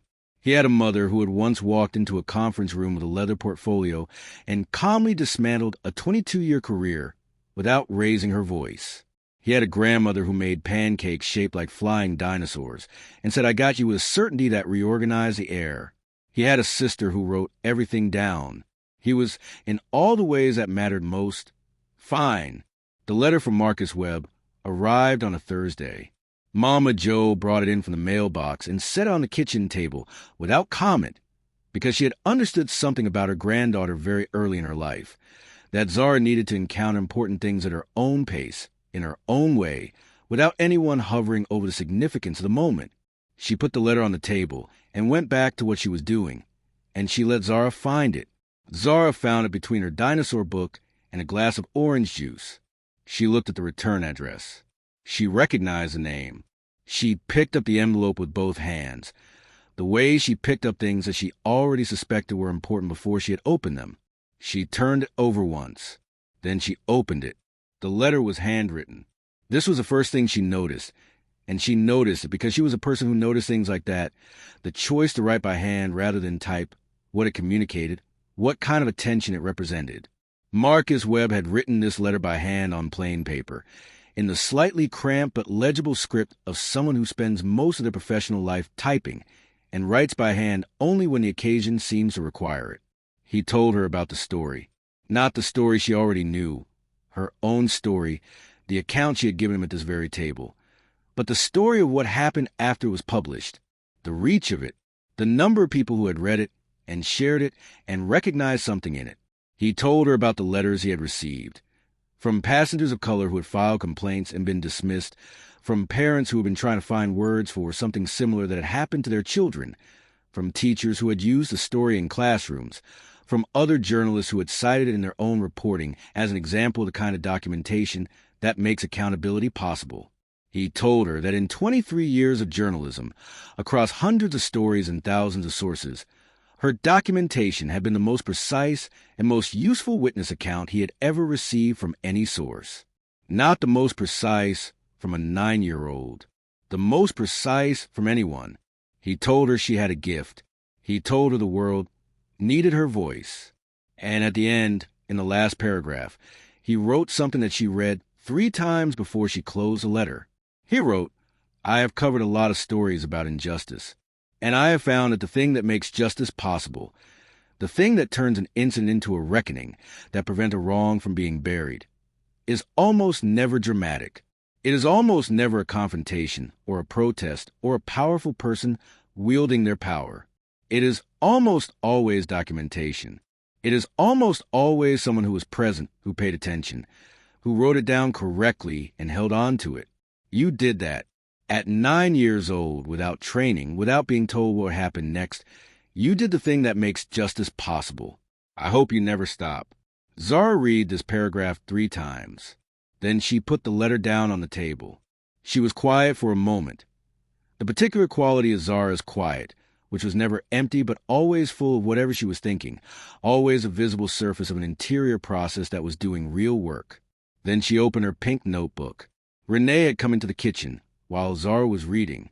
She had seen the letter in her daughter's hands, and she had sat down beside her at the table without asking, because she was Renee Carter, and she had been watching her daughter navigate the world with that pink notebook for 3 years, and she understood what moments needed company and what moments needed space, and this one, she sensed, needed both simultaneously. She read the letter over Zara's shoulder while Zara read it. She read the last paragraph and felt something move through her that she had learned, over the years, to sit with rather than immediately translate into words. She thought about the airport gate, 6 days ago, a lifetime ago.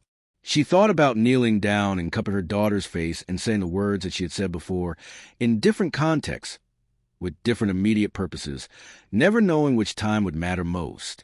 If anything happens, write it down. She had said it because she was a black mother sending her children into a world that required preparation.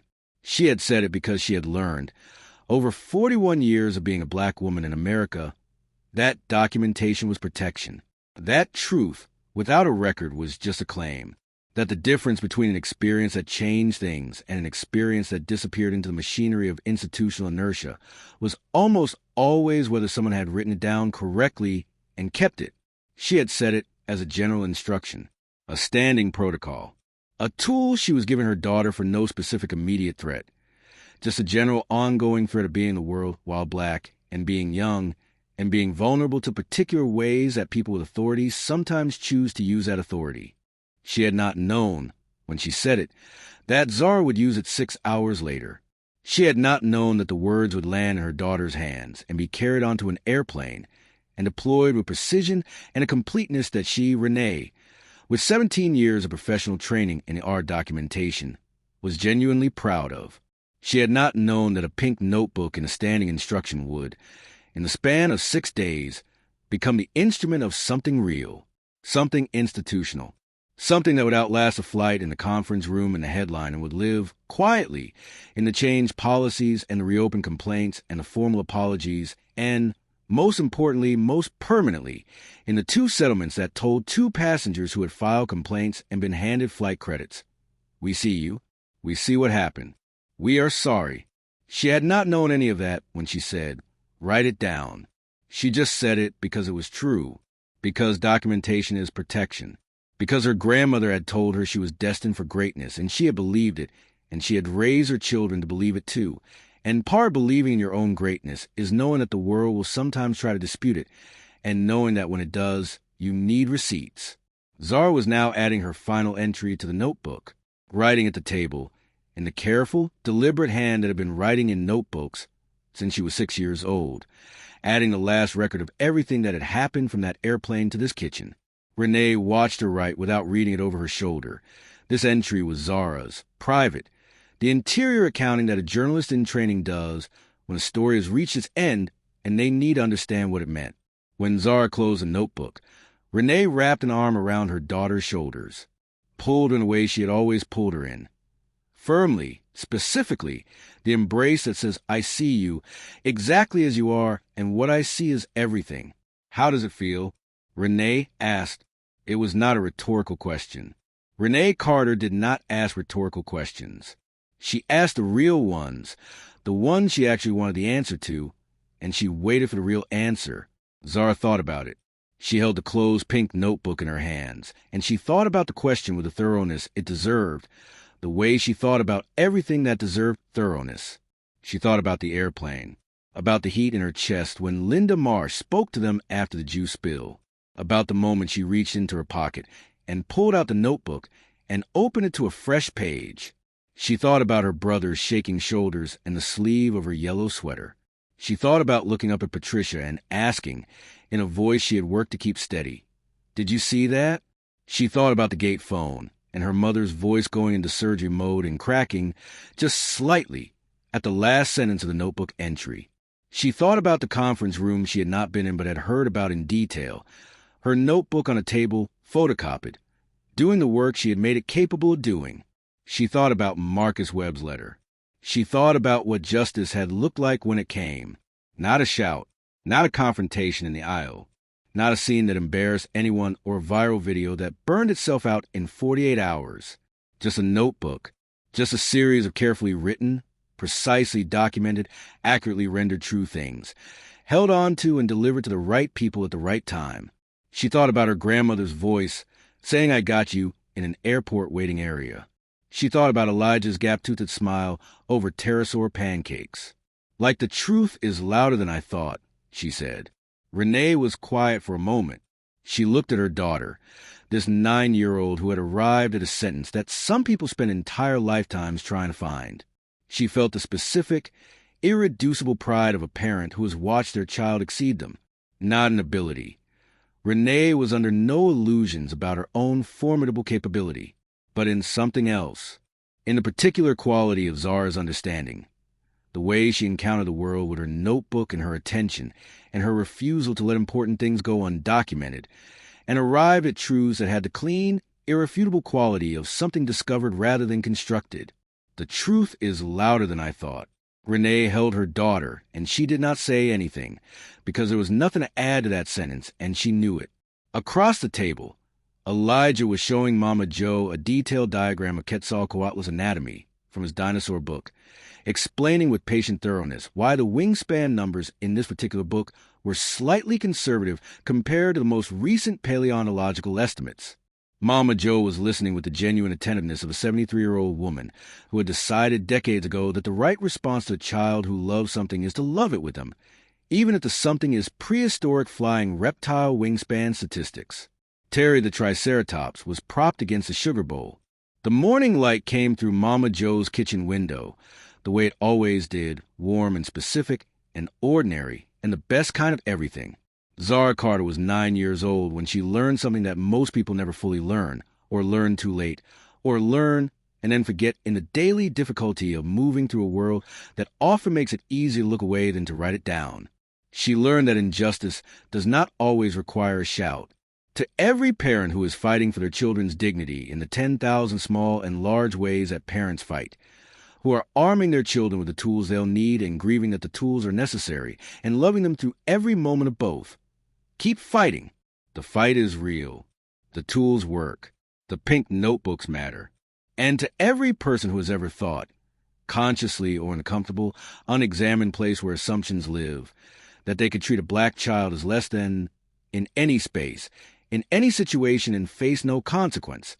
Somewhere, there might be a little girl with a pink notebook watching everything you do, writing it down, in complete sentences, with timestamps, with witness names, with the precise, deliberate, absolutely unshakable intention of a 9-year-old journalist who was told by her mother to write down everything she saw.